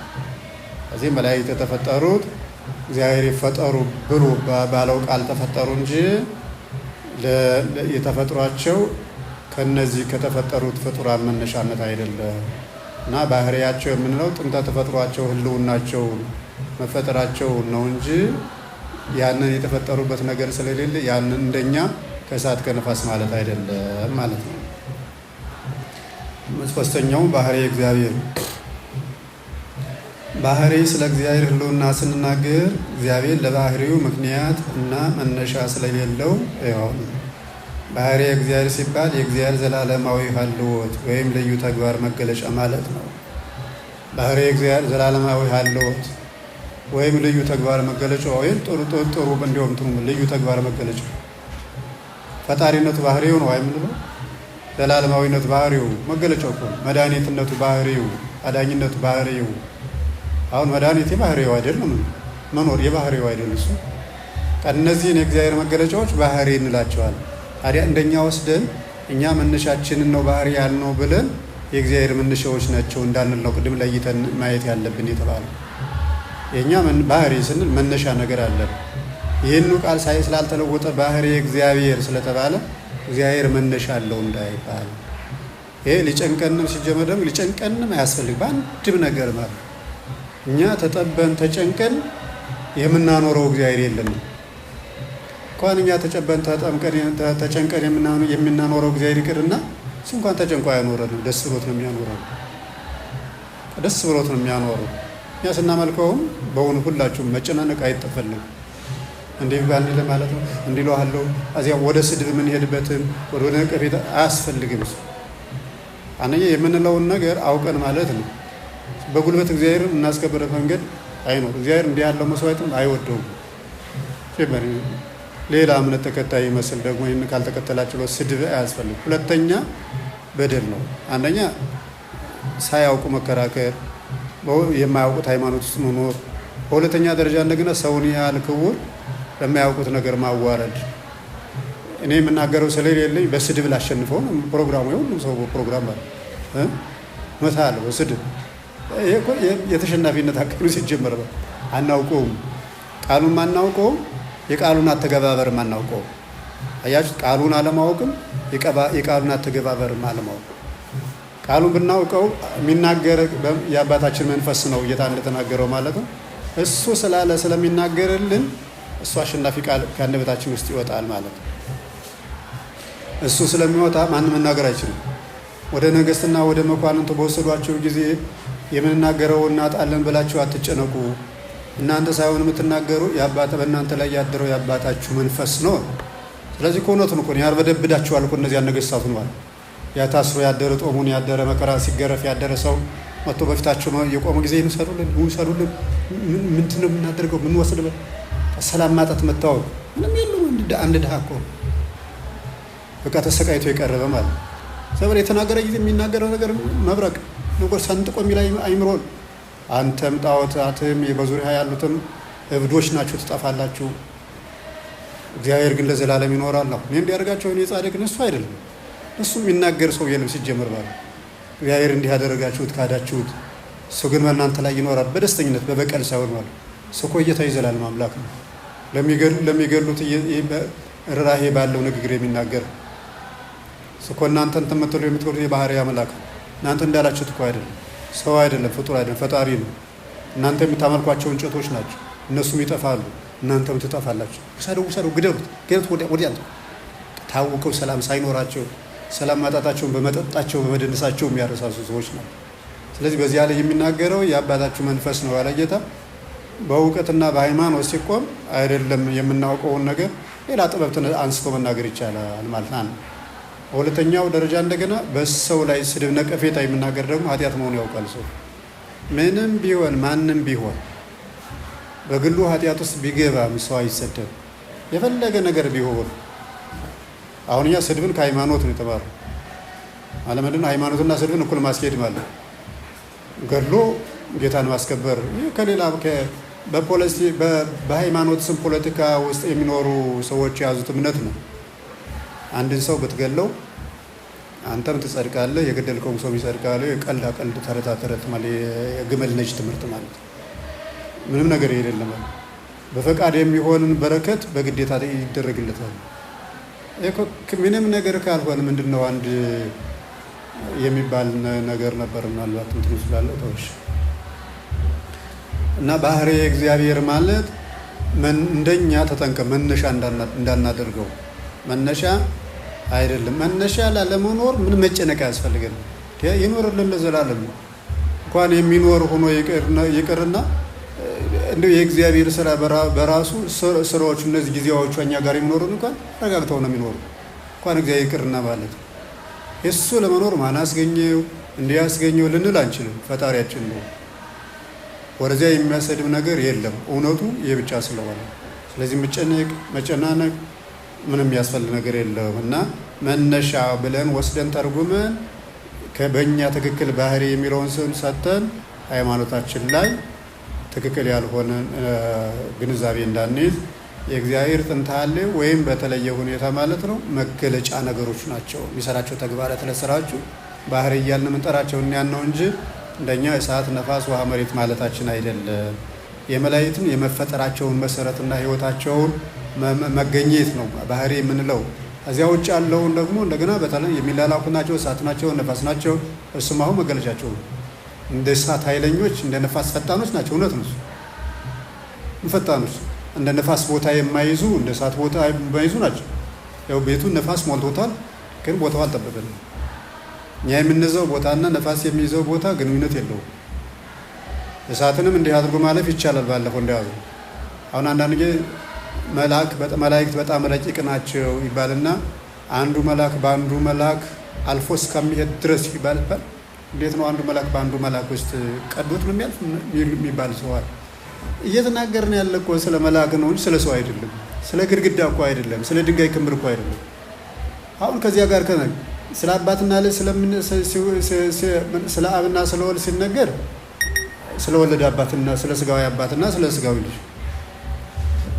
ስለዚህ እኮ ስለ ግዙፉ አይደለም የተነገረው። ረቂቁን ከረቂቁ ጋር ነው የሚነጻጸር ከሆነ እንዲሁም ያውም ረቂቁም ደግሞ በጣም እየረቀቀ ወደ ላይ ስለሚሄድ ይሄ ነው ተብሎ አይነገርም እንጂ ማለት ግዙፉን ደግሞ ከግዙፍ ጋር አሁን የመላእክትን አሁን አንዱ ባንዱ ያልፋል። እንዴት ይሆን እኮ በቃ መተኮሽ እንዴት ይሆን እስከሚታይ ድረስ በቃ እንዴት ይሆን ማለት ነው። ግን ደግሞ እሱን ማየት ደግሞ ከባድ አይደለም።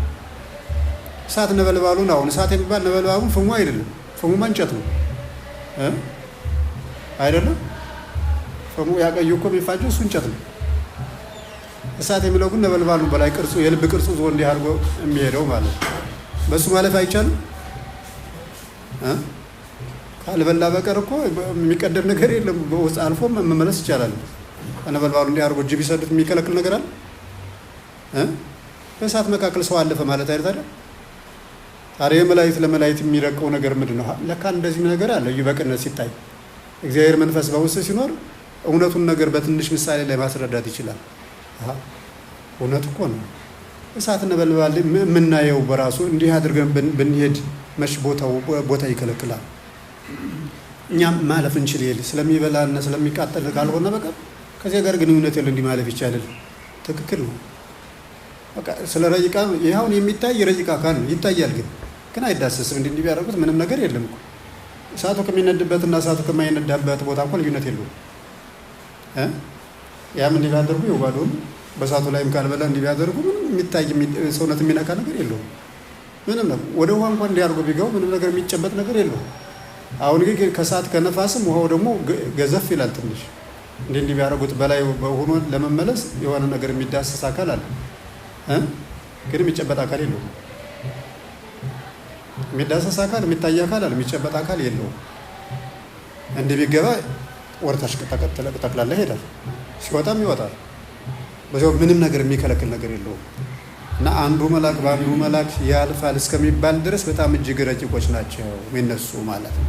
እና የመጀመሪያው መነሻቸውን ጥንተ ተፈጥሯቸው እንደ ባህሪ አድርገን መገለጫቸው እንደ እሳት እንደ ነፋስ የሚሆነው ሁሉ እንደ ባህሪ አድርገን እንጠቀምበታለን። የጌታችን የእግዚአብሔርም አሁን የሚሰራቸውን ስራዎች ነው ባህሪው የምንለው እንጂ እንደኛ መነሻ እያልን አይደለም ማለት ነው።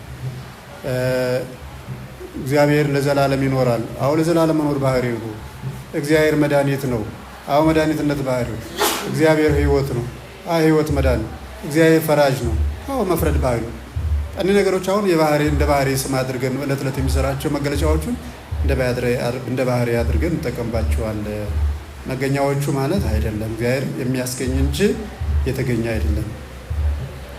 ስለዚህ የእግዚአብሔር ባህሪ ያልተፈጠረ፣ የማይመረመር፣ የማይታወቅ ህቡ ረቂቅ በመሆኑ ቅድስት ሥላሴ ሶስቱ አካላትን አንድ የሚያደርግ የእግዚአብሔር መለኮታዊ አቅም ማለት ነው። እንደው ቅድስት ሥላሴ ሶስቱን አካላት አንድ የሚያደርግ የእግዚአብሔር አቅምን ባህሪ እንለዋለን። ባህሪው አንድ ነው የምንለው አንድ የሚያደርገው ይህንን ባህሪ ብለን እንጠራዋለን። በመሆኑም የባህሪ ህይወቱ ከራሱ የተገኘ ያለ የነበረ የሚኖር ስለሆነ ህይወትን ቅድም ያልናቸውን ድህነትን፣ ግዛትን፣ እውቀትን ወዘተ ይህን የሚመስል ትርጉም ያላቸው ሁኔታዎችን የሚገልጹ ቃላት ሁሉ የእግዚአብሔር ባህሪ እንላቸዋለን። አሁን እሱ በመደበኛ የሚሰራቸው መፍጠር ላይ የሚሰራቸውን ስራዎች ባህሪው ህይወት ባህሪው፣ እውቀት ባህሪው፣ ገዥነት፣ አዳኝነት፣ ዘላለም መንግስት የባህሪው ነው። የሚያደርጋቸው መፍጠር ላይ የሚያደርጋቸው እርሱ የማይለዩ በደቂቃ በጊዜ በዘመን የማይለዩ ስለሆኑ መገለጫዎቹ ሁሉ የእሱ ስራዎች የሆኑ ባህሪ ብለን እንጠራቸዋለን ማለት ነው። እና እነዚህን ስንጠራ ደግሞ የሶስቱ አንድ የሆነ ገንዘብ ነው። ቅድም እንዳልኩ ተለያይተው አንዱ ቦታ ሌላ ልንል እንችላለን። ስብሐት ለአብ ግን ለወልድ አኮቴት ለመንፈስ ቅዱስ ልንል እንችላለን። አሁን ለአብ ሌላ እየሰጠ ነው፣ ለወልድ ሌላ እየሰጠ ነው አይደል? ስብሐት ክብር ወሰይር ለአብ ወልድ መንፈስ ቅዱስ ይደሉ እንደ ቅድም እኒህ መደበኞች ናቸው አካሄዶቻችን ማለት ነው። ወዘተ ይህን የመሰል ትርጉም ያላቸው ሁኔታዎችን የሚገልጹ ቃላት ሁሉ የእግዚአብሔር ባህሪ እንላቸዋለን። በመሆኑም ከባህሪ ለሚገኝ ባህሪያዊ ስራ ሁሉ ሰሪው አካል ሲሆን መስሪያው ደግሞ ባህሪ ነው። ማንኛው ነገር የሚሰራው ከባህሪ የሚገኝ ሳይሆን መስሪያው አካል ነው። አሁን ህይወት ነው አይደለም ባህሪው። መስሪያው ሕይወትን የሚሰጥበት ደግሞ አካል አለ ማለት ነው። አንድ ሰው አንድ ነገር ኑሮት ያን ያለውን ነገር የሚያስተላልፈው በአካል አብ ሕይወትነት ባህሪው ነው የእግዚአብሔር። ያን ሕይወትነት ከሦስቱ ቅዱስ በአንዱ በጌታ በኢየሱስ ክርስቶስ ለእኛ ተሰጠ። ማዳን የእግዚአብሔር ባህሪው ይህ የባህሪው ሆኖ እያለ መስሪያው ግን አካል ስለሆነ ያንን ድነት በማን ሰራው? በእኛ ላይ በጌታችን በኢየሱስ ክርስቶስ አማካይነት ማለት እኛ አንዱን ከውስጣችን ያለውን ነገር በእንቅስቃሴ ነው የምንገልጸው አይደል? ወይ ሂደን ትምህርት ከሆነ ጽፈን ወይ ተናግረን ይህን በአካል የሚሰራ ስራ ከሆነ በሚፈልገው ቦታ ላይ በአካላችን ሄደን ያን ነገር እንስራዋለን። ስራው ግን ያለው ከውስጥ ነው። ከውስጥ ያለው ታዲያ የሚገለጸው በአካል ነው ማለት ነው። የሦስቱ አካላት አንድ የሆነ አድኖት፣ አንድ የሆነ ጥበብ በአካል ይገለጻል። የምድራዊ የኛ የሰዎች የምድራዊም የዘላለማዊ ሕይወትም በእግዚአብሔር በአካሉ ተገለጸ። እኛ የምንገልጸው እንደዚያ ስለሆነ ነው። ባህሪ ነው። ሥላሴ ባህሪ ስም የሚለውም የሚባለው ሥላሴ በግብር በስራ የሚጠሩት ባህሪ የምትባል አንዲት ጠባይ አለቻቸው። ግብሯም ሕይወትነት ነው። የዚህችም ጠባይ ጥንታዊና መሰረታዊ የሚሆን ስሟ ይህ ነው ተብሎ ሊነገር አይችልም። ይህ ወደ ዮሐንስ አፈወርቅ ነው ሊነገር ነው ተብሎ ባህሪዋ ይህ ነው ተብሎ ሊነገር አይችልም። አሁን የአንዲት ባህሪ ያለቻቸው የዚህችም ባህሪ ጥንቷ መሰረቷ እንዲህ ነው ተብሎ ሊነገር አይችልም። የኛ አሁን ጥንታችን መሰረታችን እሳት፣ ነፋስ፣ ውሃ፣ መሬት ነው ብለን ተናገርንለት። አሁን የእግዚአብሔር ባህሪ ስንል ግን እንደዚሁ ጥንት መሰረት ይህ ነው ብለን ልንነገር አንችልም። በሚሰራው ስራ ብቻ ነው የምንገልጸው ይልና ሌሎች ምሳሌዎችን ያመጣል። አይችልም የተባለው መሰረታዊ እምነት፣ ሀሳብ፣ ትምህርት ዮሐንስ አፈወርቅ ሲያስረዳ የሚከተለውን ብሏል። ምንድነው ዮሐንስ ስለ እግዚአብሔር ባህሪ አለመገኘት የተናገረው? ባህሪውን የሚያስረዳ ስም ባያገኝ አያችሁ፣ ባህሪውን አሁን እኛ ባህሪያችን ለማስረዳት ሰው የሚለውን ስም እንጠቀማለን። አሁን የሌላችሁ ያላችሁ ስም አሁን እያንዳንዱ ያለነው ስም ባህሪያችን ያስረዳል። የፊታችን ክበብ የሚያስረዳ ነው እንጂ ባህሪያችን ይቅርና የውስጥ ማንነታችን አያስረዳም። የውስጥ የማንነታችን ስም ግን ሰው የሚለው ነው። የእግዚአብሔርም ደግሞ እንዲህ አይነት የሚገልጽ ስም ባያገኝ በየስብሐት ብሎ የክብር ጌታ አለው። ያውን ትልቁ የመጨረሻ ስም ነው። በየስብሐት ሎቱ ስብሐት በየስብሐት የመጨረሻው የአምላክ ስም የሚያስረዳ አንደኛ ስላጣ በየስብሐት በማለት የባህሪ ስሙን ተናገረ። በየስብሐት ማለት ሊናገረው የወደደውን የባህሪ ስሙን ምንም ባያስረዳ ይላል። አሁንም በየስብሐት በራሱ አሁን ይጨነቃል። በቃ የአንድ ስም ይጠራውና ይሄም ደግሞ አላስረዳልኝ፣ ግን ይህን ባያስረዳልኝ ደግሞ ይህን ያስረዳልኛል ብሎ የተሻለ ስም ሰጥቶት በየስብሐት የሚለውን ስም የባህሪ ስም አድርጎ ተናገረ። ግን ይሄ በየስብሐት ያለው ስምን የፈለገውን ነገር ባያስረዳለትም ከሚያስረዳበትና ከተረዳው ሁሉ የተሻለ ስም ስለሆነ ነው ፈልጎ ያገኘለት የተሻለ ስም። ግን ቢሆንም ይህም ደግሞ የምፈልገውን ነገር አያስረዳም። ባያስረዳ አስቀድሜ እንደተናገሩ እኛ ብዙውን ስራውን እንድንመረምር ስራውን ተረድተን መናገርም እንዳይቻለን የባህሪ ስሙን ማግኘት ባይቻለው ይህንም ተናገረ እንጂ ምንም ነገር ባያገኝ ስራውን ይገልጻል ብሎ የሚያስረዳለት ስም እንዳለ አድርጎ ተናገረ እንጂ ይሄም ቢሆን ጥንት ኩነትን የሚያሳይ ስም አይደለም ማለት። ስለዚህ የየትነቱ የክብር መገለጫ የተሻለ ስም ነው ማለት ነው። ዳግመኛ ይህ ስም ይኸውም እግዚአብሔር ማለት የማይመረመር ባህሪውን እንዲያስረዳ እውነት ነው። እግዚአብሔር ማለት የዓለም ገዢ የዓለም ፈጣሪ ማለት ነው እንጂ አሁን ያንን የሚያስረዳ አይደለም።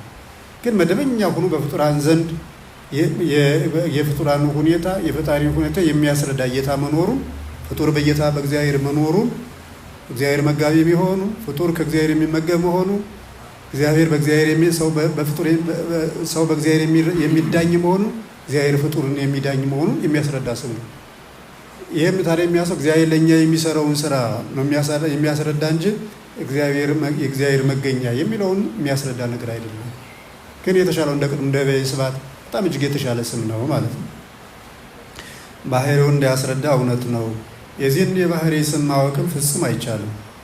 መለኮት ከአካል የማይለይ አንድ ነው ተብሎ ይላል። ወልድ ሰው ሆነ ሲባል ሶስቱ ሰው ሆኑ እንዳያሳይ ፈሪሃ እግዚአብሔር በምትባል ጥበብ ሆነን የተቻለን ያህል ስለ መለኮት እና አካል የተጻፉትን መጻሕፍት መመርመር ተገቢ ነው። ስለዚህ የባህሪ ስም ማወቅ ፍጹም አይቻልም። አሁን በሌላ ደረጃ ምንድን ነው የማናውቀው አንድ ነገርም ሆነ ሁለት ነገር ሶስት ነገር መኖሩ ማመን ያስፈልጋል። እኛ ፈጣሪ ሳንሆን ፍጡራን ነን። ፈጣሪን ከኔ ጋር ቀርጬ ላኖረው ከፈለኩ እኔ እያመለኩ ያለው ጣዖት ነው እንጂ ሌላ አይደለም። ፈጣሪውን የሚያውቅ ጣዖት አምላኪ ነው። ምክንያቱም ከእሱ በታች ነው እንጨቱ። ከእንጨቱ በፊት እሱ ነበረ። እሱ ጠራቢው፣ እሱ አለዛቢው ማለት ስላሹ ነው። ቀለም ቀቢው ነው። ቅርጽ አውጩ ነው። እዚያው ምንም ነገር ነው። እኛ ሳንኖር የነበረ የቀረጸን፣ ቀለም የቀባል፣ ያስተካከለን ፈጣሪ አለ። እሱን ማወቅ አንችልም። እግዚአብሔር እኒህ ነገሮችን ነፍጎንና እኛን ወደ አንድ ደረጃ ይደርሳሉ ብሎ በአምልኮቱ ቀንቶ ጠርጥሮ ማለት ነው። አካላችን ሕይወታችን የማይችለው ነገር ብዙ ነገር ስላለ የተገደበ ነገር ሁሉ ያ ቢከሰት የሚያሰጋን እኛን ነው እንጂ እግዚአብሔር የሚያሰጋው ነገር እግዚአብሔር ነው። ሰው ይሾመው አይደለም ሲጀምር። እኛን ግን የማናውቀው ነገር እናውቃለን ብናውቅ የምናልቅ እኛ እንጂ እግዚአብሔር አይደለም። ተሞክሮ በትንሹ እኮ እግዚአብሔር አሳይቷል።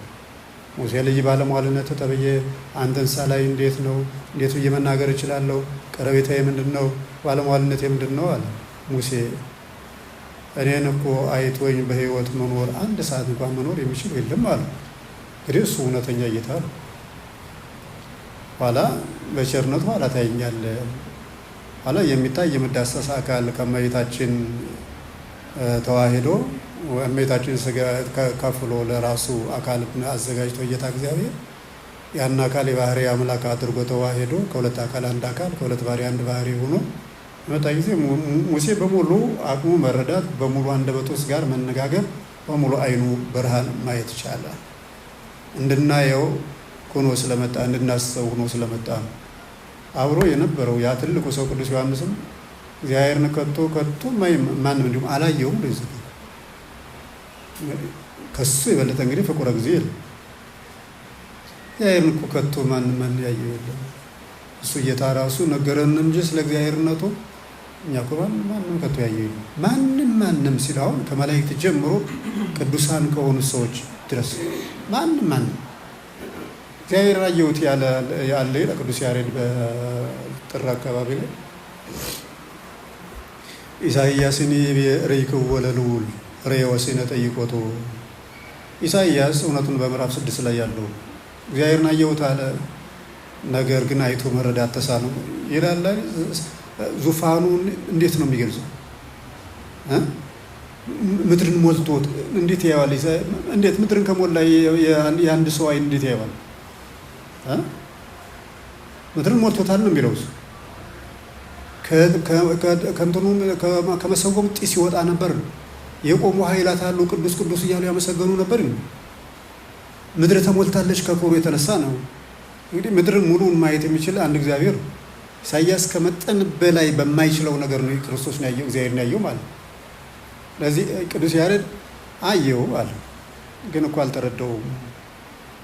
እዚያ በኋላ እንደገና ሙሴን ርኢክዎ ለልዑል ሙሴን ዘሬዎ በአምደ ደመና ርኢክዎ ለልዑል ርዕዮስነ ጠይቆ። በደብረ ሲና ነበልባል ከአመልማል ከነበልባል ተዋሂዶ ሙሴ እግዚአብሔርን አየሁት አለ። አየ እንጂ ግን አልተረዳውም። ምን አልተረዳውም። ምንም እግዚአብሔር ሰው ሆኖ ሰውን አምላክ ትስብእትን ማለት እችላለሁ ማለት ነው። ትስብእትን ሰው የሚለው ሁላችን ስም ስለሆነ አንዳንድ ጊዜ ያስቸግራሉ። ትስብእት ማለት ክርስቶስ የተዋሃደው ሰውነት ማለት ነው። መለኮትን ከትስብእት ትስብእትን ከመለኮት ጋር አዋህዶ ትስብእትም ሳይጠፋ መለኮትም ሳይጠፋ መለኮትም ትስብእትም አንድ አካል አንድ ባህሪ ሆኖ መኖሩን ሲያሳየው እርጥብ ቅጠል አለ። እርጥብ ቅጠልን የሚያቃጥል የሚያነድ እሳት ደግሞ አለ። ለየለት እሳት እርጥቡን ቅጠል የሚያቃጥል እሳት አለ። አሁን ነበልባሉ አለ። ከነበልባሉ መካከል በዚያ መካከሉ በነበልባሉ ሙሉውን ማለት ነበልባሉ ባለበት ደግሞ እንደው ቅጠሉ ባለበት ነበልባል አለ። ቅጠሉም ነበልባሉ ሊረዱ ሊለዩ በማይችሉበት ሁኔታ ውስጥ ነው በደብረ ሲና የነበረው እግዚአብሔር። ከዚያ በኋላ ያንን አይቶ ሙሴ ተመለሰ። ምን እንደሆነም ነበልባሉን ያውቀው ቅጠሉን ያውቀው ምንም የተረዳው ነገር የለም።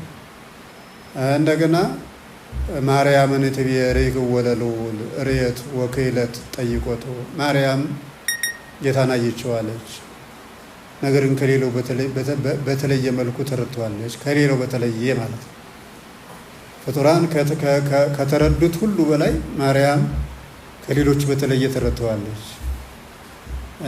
ዮሐንስን ይቤዛ አጥመቆ በዮርዳኖስ ርኢክ ወለሉ ርየወሲነ ጠይቆቱ ዮሐንስን በዮርዳኖስ ወንዝ ያጠመቀው ዮሐንስ ጌታን አየሁት ብሏል። ዮሐንስ ይህንን የጻፈው ይህንን የተናገረው ይህንን አይተዋል እያለ ሁሉ ብዙ ሲናገር ነበር ማለት በደመና ሲወርድለት በደመና አብ ሲመሰክር መንፈስ ቅዱስ በርግብ አምሳል ሲወርድ ያንን ሁሉ ይናገራል እና ያንን ዮሐንስ አየው እንጂ ግን አልተረዳውም። ስለዚህ ነው ዮሐንስ እንደገና ሐዋርያ ዮሐንስ ጌታ እግዚአብሔርን ከቶ ማንም ያየው የለም ያለው እና እግዚአብሔርን አይቶ መኖር የሚችል ሰው የለም። እኛ አሁን መኖር በምንችለው መልኩ እግዚአብሔርን አይተነዋል። መኖር በምንችል ህይወት በማይነሳን መልኩ ሰምተናል። ይሄ ለእኛ ለፍጡርነታችን ተመጣጣኝ ነው ከእግዚአብሔር ጋር ያለን የሃይማኖት መሰረት። እዚህ ውጭ ቢነገር የማንችለው ብዙ ነው። የሚጎዳን እንጂ የሚጠቅመን ነገር የለም። የሚጠቅመን እንይዘናል። ሌላው በቂ ነው። ይህን ያህል ካላወቃችኝ አይልም እግዚአብሔር። ተፈጥሯችን ያውቃል እግዚአብሔር። የማናውቀው ግን ስለ እግዚአብሔር የማናውቀው ከምናውቀው ሁሉ 100 እጥፍ ነው። ከምናውቀው ሁሉ ማለት እኛ ረቂቅ ነው ሁሉን ቻይ ነው ብለን ነው። ይሄ እኮ ከአቅማችን የሆነ የማናውቀው ነገር ብዙ ነው ማለት ነው በስም የሚገልጽልን። ስለዚህ የሚያሳስብ ነገር ምንም ነገር ሊኖር አይችልም። አንድ ባህሪ አንድ እግዚአብሔር ስለሆነ መለኮት ፈሪሃ እግዚአብሔር ትባል ጥበብ የተቻለን ያህል መኖር ተገቢ ነው። ሰዓት አለ።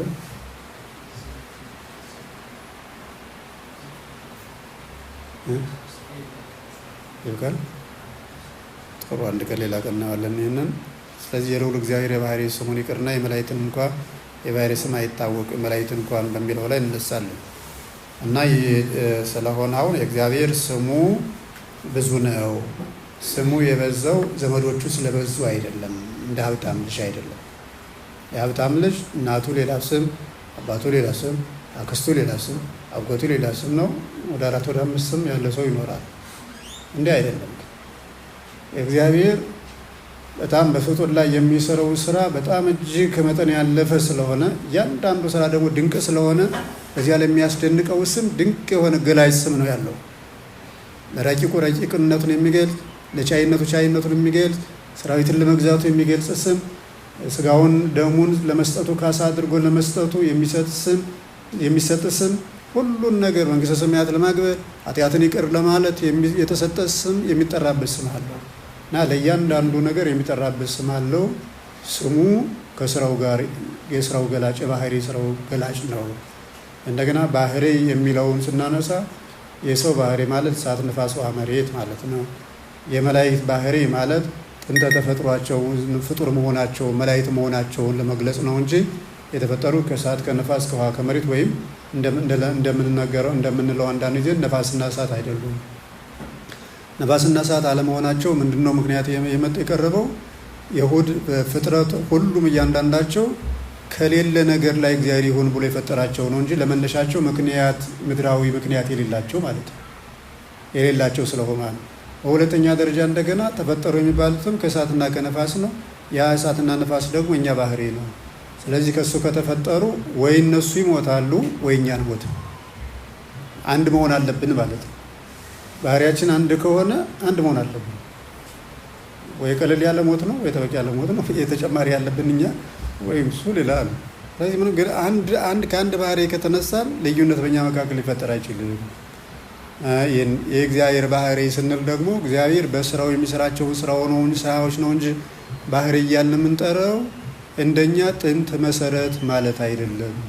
ጥንት መሰረት ማለት አይደለም የምንለው ደግሞ እርሱ ለዘላለም የሚኖር ስለሆነ ነው እንጂ የማናውቀው ነገር ስላለ አይደለም። እሱ በዚህ ጉዳይ የሚታወቅም የማይታወቅም ነገር የለም። እርሱ መጀመሪያ የነበረ ነው። ወደፊት ቢከድም የነበረ ነው እንጂ ከዚያ በታች የማናውቀው ሰው ሳይፈጠር ስላልተጻፈልን የተውነው ነገር አይደለም። የመላእክት ግን ስላልተነገረን ነው። አይ እኔ በቃል ይሁን ስለሆኑ ናቸው ስላላን ነው ሁሉም ነገር መለከት ይቻላል ነው። ነፋስ የት መጣ? እኛ ስለ መላእክቶች ባህሪያቸውን ስለሆነ እሳት የት መጣ? ውሃ የት መጣ? ብርሃን የት መጣ? ይሁን ሲል ነው ይሆን። እሳትነቱ፣ ፈታይነቱ፣ ፈራጅነቱ ነው የእግዚአብሔር መገለጫ ነው። ኃያልነቱ ማለት ነው። ነፋስነቱ ኃጥአንን ከጻድቃን የሚለይ፣ ለጻድቃን ዋጋ ለኃጥአን ዋጋ የሚሰጥ ነው። ግርዱን ከገለባ የሚለይ ነው ነፋስ ማለት ማለት። ውሃነቱ ደግሞ ሁሉን ነገር የሚያነጻ ስለሆነ ነው። የባህሪ መገለጫዎቹ ነው። መሬትነቱ ሁሉን መጋቢ ነው። መሬት የሁሉ መገኛ ነው። ስለዚህ እኒህ ነው ሁሉ ይሁን ሲል የተገኙ ነገሮች ናቸው፣ ፍጥረታት ናቸው። መላእክትም ከነዚህ ይሁን ብሎ ከተፈጠሩት መነሻ ምክንያት ሳያደርግ ይሁን ሲል የተፈጠሩ ናቸው። እና ባህሪ ስንል ሶስቱን ለይተን ማወቅ እንዳለብን፣ ስሙን ስንጠራም የስሙ ትርጓሜ ለእያንዳንዱ ስለሆነ የእግዚአብሔር ባህሪ ስሙ ሳይሆን የሚሰራው ስሩም የሚጠራ እንደሆነ ስሙም የተለያየ እንደሆነ የተለያየ ስሙም የተለያየ ተግባሩን ለመግለጽ የምንጠቀምበት እንደሆነ አይተናል። ቅድም መድኃኔዓለምና ክርስቶስ ኢየሱስ በሚለው እንኳን እዮታው መድኃኔዓለም ያለ መድኃኒት የሰው መድኃኒት ማለት ነው። ክርስቶስ ኢየሱስ ስንል ደግሞ ሕዝቡን ከኃጢአታቸው የሚያድናቸው ለይቶ ቁጭ ያደረገው ከኃጢአታቸው ከብት መድኃኒት በማይሆንበት መንገድ መድኃኒት የሆነን ሰው ራሱን በማያድንበት መንገድ ሰውን ያዳነ መድኃኒት ከፍጡር የማይገኝ መድኃኒት ማለት ነው። ረቂቁን ሕይወት የሚያድስ የረቂቁ ሕይወት መድኃኒት። የረቂቁ ሕይወት ረቂቅ ጠላት ተፈጠረበት። ከረቂቁ ጠላት የሚያድነው ማንም አልመጣም። ረቂቁን ሁሉ የሚያውቅ ከረቂቁ ሁሉ የረቀቀ መለኮት እርሱ ስጋን ለብሶ ሲያድነን ሕዝቡን ከኃጢአታቸው የሚያድናቸው ብለሽ ትጠሪዋለሽ ስሙን ብለህ ትጠራዋለሽ ስሙን ብሎ መልአክ ለዮሴፍ የተናገረው ስም ነው ኢየሱስ ማለት። ክርስቶስ ማለት ቅቡ ማለት ስጋን የተዋሃደ አምላክ የሆነ ሰው ወይም ሰው የሆነ አምላክ የሆነ ሰው ማለት ክርስቶስ ማለት። ይህን ስም ክርስቶስ ሰው ከመሆኑ በፊት የሚያውቀው ሰው የለም ተብሎ በሃይማኖተ አበው ተጽፏል። ሰው የሆነው አምላክ አለ ፊትም። ነገር ግን ስጋና መለኮት ተዋህደው የሚጠሩበት ስም ስለሆነ አካላዊ ቃል ከዚህ በፊት ክርስቶስ አይባልም ነበር። ክርስቶስ ማለት መለኮት የሆነ ሰው የሆነ አምላክ የሆነ ሰው ማለት ነው። አማኑኤል ማለትም ደግሞ ያው ሆኖ ክርስቶስ ከተወለደ በኋላ የወጣ ስሙ ነው። አማኑኤል ማለት ከስጋችን ስጋ ከነፍሳችን ነፍስ የነሳ። አሁን ይዩት አማኑኤል በሚለው ሌላ ቅድም እንዳልኩት አብ የተባለበት ዘመን አለ፣ ወልድ የተባለበት ዘመን አለ፣ መንፈስ ቅዱስ የተባለበት ዘመን አለ። በሚሰራው ስራ የተለያየ ስም ወጣለት እንጂ አንድ እግዚአብሔር ነው ብሎ እውነት ያልሆነ ነገር የተናገረ ምናፍቅ አለ ከቤተ ክርስቲያን። አማኑኤል ከስጋችን ስጋ ከነፍሳችን ነፍስ ነሳ። ይሄ ደግሞ ቀላል አይደለም። ሌላ ደግሞ ምንፍቅና ስላለው እግዚአብሔር ሰው በሆነ ጊዜ ከኛ የነሳው ስጋን ነው እንጂ ነፍስን አልነሳም የሚሉ ሰዎች አሉ። አሁን እናንተ የሃይማኖት አስተማሪዎች ስለሆናችሁ መማር ብቻ ሳይሆን ለማስተማርም እግዚአብሔር የመረጣችሁ ስለሆናችሁ ነው ይህን ትምህርት የምንማረው ማለት ነው። እና ስለ ነፍስማ አልነሳም። ለምን ነፍስና አልነሳም? መለኮት እንደ ነፍስ ሆኖለታል። ነፍስን የሚወክል ከነፍስም በላይ የሆነ ነፍስ ፈጣሪ እውቀት የሆነ የነፍስ እውቀት የሆነ መለኮት ስላለ መለኮቱ እንደ ነፍስ ነው የሚቆጠረውና ነፍስን አልነሳም ብለው የተነሱ መናፍቃን ስላሉ እየንተመን ነፍስ ወመንፈስ ከሆነው መለኮቱ ሰዎች ስላሉ አማኑኤል ብለው እሱ ነው። ከስጋችን ስጋ ከነፍሳችን ነፍስ። አሁን እንዲያ ሲባል አሁን እዩት፣ እግዚአብሔር የተዋሃደው ነፍሳችንም ስጋችን ነው። አካላዊ ቃል ምን ሆነ ነው የምንለው? በእኛ ስንት ሰው ሆነ ነው? አው ስጋ ሆነ ማለት ሰው ማለት ምንድን ነው? ነፍስና ስጋ። አዎ አያችሁ፣ ነፍስና ስጋ ማለት ነው። ነፍስ ያለችውን ስጋ ነው የተዋሃደው መለኮት።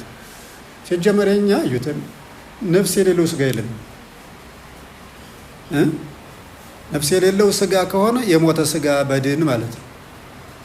ነፍስ የሌለው ስጋ የለንም። በምድር ላይ ነፍስም አትኖርም፣ የኛ ስጋም አይኖርም።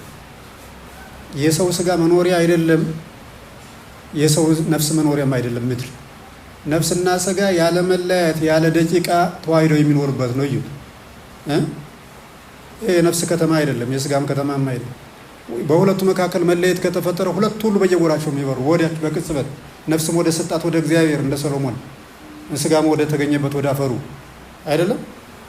ምንድነው ትናንት የነበረው ስጋ ነው። ለምንድነው ዛሬ? አይ የመኖር አቅሙን አጥቷል። የመኖር ፈቃዱ በነፍስና በስጋ መዋሃድ መካከል ነው እንጂ ከነፍስና ከስጋ ተለይቶ የመኖር ማንም የለም። ነፍስም ቅጽበት አይቻ አትቀመጥ። በቅጽበት ማለት ነፍሳት በዚህ ዓለም ላይ የሉም፣ መኖሪያቸው አይደለም እሱ። የኛ ነፍሳት የሚኖሩት ከስጋ ጋር ነው። የኛ ስጋም የሚኖረው ከነፍስ ጋር ነው። ስለዚህ ሰው ተብለን የምንጠራው ህይወት ያለውን ስጋ ነው የምንጠራው እንጂ ህይወት የሌለው ስጋ ሰው አይባል። ስጋ ልንለው እንችላለን፣ ነፍስ ልንችላለን፣ መንፈስ ልንል እንችላለን። ነፍስ ከነፍሳችን ነፍስ፣ ለምሳሌ ከመሬታችን ከስጋች ስጋ ነፍስ ነስቶ እውነት ነው። ያ ከሆነ ሰውን አልተዋሃደም፣ ስጋ አልለበሰ በሚል በጥሬው መያዝ ነው የሚሆነው እንጂ ስጋን አልተዋሃደም። እንዲያ ከሆነ ደግሞ እዩት፣ አሁን ክርስቶስ ስጋ እንደተዋሃደ በቀላሉ ባችን ስጋን ከመቃብር አስነሳ አይደለም። ነፍስን ለመመለስ ሲኦል ድረስ ሄደ። በነፍሱ ሲኦል ገባ፣ በስጋው መቃብር ገባ። ሲኦል ገባ ሲል ተኮነነ አይደለም። ነፍሳትን ለማውጣት በነፍሱ መለኮት ከስጋም ከነፍስም ጋር እንዳለ በነፍሱ ሲኦል ሄደ። ቅድም ስንለው 33 ሰዓት 33 ዓመት ስንለው እንደነበር በስጋው ደግሞ ስጋ የተቀበለውን መከራ ስጋ ካለበት ቦታ ወረደ፣ በነፍሱ ነፍስ ካለችበት ቦታ ወረደ። ስለዚህ ነፍስንም ስጋንም የነሳ የነፍስም የስጋም ፈጣሪ ነፍስም ስጋ የሚያድን መሆኑ ይታያል። እንደገና ቅዳሴ ጊዜ ጨርሰን ቁርባን ላይ ስንኖር ያው በችኮላም የሆነ ወይም እንትን የሚያስረዳት እንትን ስለሌለንም ሊሆን ይችላል ምንለዋለን። ቁርባን ሲሰጥ የሚባሉ ቃላት አሉ። ካህኑ ለቆራቢዎች ሲሰጥ ቅዳሴ ሐዋርያት ላይ ቅዳሴ ሐዋርያት ቀድሰን ስንመጣ የምንለው ቃል አለ።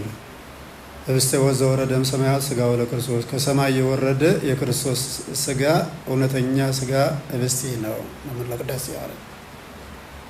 ሌሎቹ በ14 አይደሉ? በ11 ይህን ስንል በ12ቱ ቅዳሴ ላይ ደግሞ ሥጋሁ ለአማኑኤል አምላክነ በሊቃው የአምላካችን የአማኑኤል ስጋ ነው። አማኑኤል ለምን ተጠቀሙ? የአማኑኤል ስጋ ነው፣ ነፍስና ስጋ ያለው የአማኑኤል ስጋ ነው። ከስጋችን ስጋ ከነፍሳችን ነፍስ የተዋሃደው የእግዚአብሔር ስጋ ነው። እንደገና የቅዳሴ ሲሆን ደግሞ ሌላ ሥጋሁ ለክርስቶስ ሥጋሁ ለእግዚእነ ኢየሱስ ክርስቶስ ለቀድሶ ስጋ ወነፍስ ወመንፈስ፣ የጌታችን የኢየሱስ ክርስቶስ ስጋ ነው። ይህን ስጋ ደግሞ የሰጠንና እኛም የምናቀብለው ነፍስንም ደመ ነፍስንም ስጋንም ለመቀደስ ነው። የስጋም ቤዛ የደመ ነፍስም ቤዛ፣ የስጋ ህይወት የሆነው የደመ ነፍስም ቤዛ፣ የስጋም ቤዛ የነፍስም ቤዛ ነው። ነፍስንም የሚያድነው ስጋንም የሚያድነው የስጋን መድኃኒት የነፍስን መድኃኒት ነው። ይህ ስጋን ለማዳን ስጋን ለበሰ፣ ነፍስን ለማዳን ነፍስን ነሳ ጌታ እግዚአብሔር። ስለዚህ አማኑኤል የሚለውን እዩት ማለት ነው። ነፍስንም ስጋንም የነሳ ማለት ነው። ክርስቶስ ማለትም ያው ተቀራራቢ ስጋን የባህሪ አምላክ አደረገው ነው የሚለው ክርስቶስ ማለት እዩት። ስጋን የባህሪ አምላክ አደረገው፣ አካላዊ ቃልን የባህሪ አምላክን ደግሞ ስጋ አደረገው ነው የሚል ክርስቶስ የሚል ዝም ብሎ ተራ ስም አይደለም። ስጋን የባህሪ አምላክ አደረገው፣ የባህሪ አምላክን ስጋ አደረገው ነው የሚል ክርስቶስ ተቀባ የሚለውን ይህን ማለት ነው። መድኃኔ ዓለም የሰው ሁሉ መድኃኒት ክርስቶስ ኢየሱስ ሰው መዳን ከተደከመበትና ሰው ማዳን ካቃተው ከነፍስ ቁስለት የሚያድን የኃጢአት መድኃኒት አለ። የኃጢአት መድኃኒት ማለት የኃጢአተኞች መድኃኒት ማለት ለኃጢአት መድኃኒትነት ለኃጢአተኞቹ መድኃኒቱ የተሰጠ። እዚህ የስሙ ትርጓሜ እጅግ የትምህርት ሃይማኖታችን መሰረቶች ናቸው። እንደ ስም ዝም ብለን እንደ ተራ ስም እያለፍን ምን ለማለት ነው? ይህ ምን ለማለት ነው ሲባል ስሙ የጌታ ጌትነትን የሚያስረዱ ናቸው እና የምታገኟቸው ቅድም ሁሉን ቻይ ስንለው ቅድም እንዴት እንዳየን ሁሉን ቻይ ስማልቦ ነገር ብለን ያየነው ነገር ወደታችን ምንወር ስማልቦ ነገር እንላለን። መላይቆም ግዙፍ መሬት ላይ ግዙፉን መሬት ምን ተሸከመው? ብጽብጽ ውሃ የሚሳነው ነገር የለም። እንዴት ይሆናል? እንዲህ አይሆንም ፍጹም። ቅድም ስንል ነበር በጎርፍ ቀዶ አንድን ቦታ ውሃን ለማሳለፍ ውሃው በዚያ ዘላለም ከሄደ አፈሩ እየተሸረሸረ ያገደል ይሆናል። ያ እንዳይሆንበት ከውሃው ጋር የሚሄዱ ዘለግላጋ ነገሮችና አፈሮች ናቸው። ሲጀምሩ ዘለግላጋ ነገሮች እንደገና በስር ካፈሩ ላይ ያስቀምጥና ከተወሰነ ጊዜ በኋላ አለት ያደርጋቸውና ምድሩ እንዲከላከሉ እንዳይበላ። ስለዚህ ከአፈር አጥንትን ፈጠረ ወይ አለትን ፈጠረ። እንደገና አፈሩ እንዳይናድ በስር ታተው ሁሉ ነገር ያዘው። አሁን ሁሉም ሲታዩ አፈሮች ናቸው። አለት የሆነውም አፈር ነው፣ ስር የሆነውም አፈር ነው፣ እንደገና ተደግፎት የያዘውም አፈር ነው። ይሄ የእኛ ተፈጥሮ ነው አለ። ከአባት ከተከፈለ ከአንድ ዘር አጥንት ተሰራ፣ ከአንድ ዘር ጡንቻ ተሰራ። ከዚያው ደግሞ እንደገና ቆዳና ስጋ ደግሞ ተሰራ።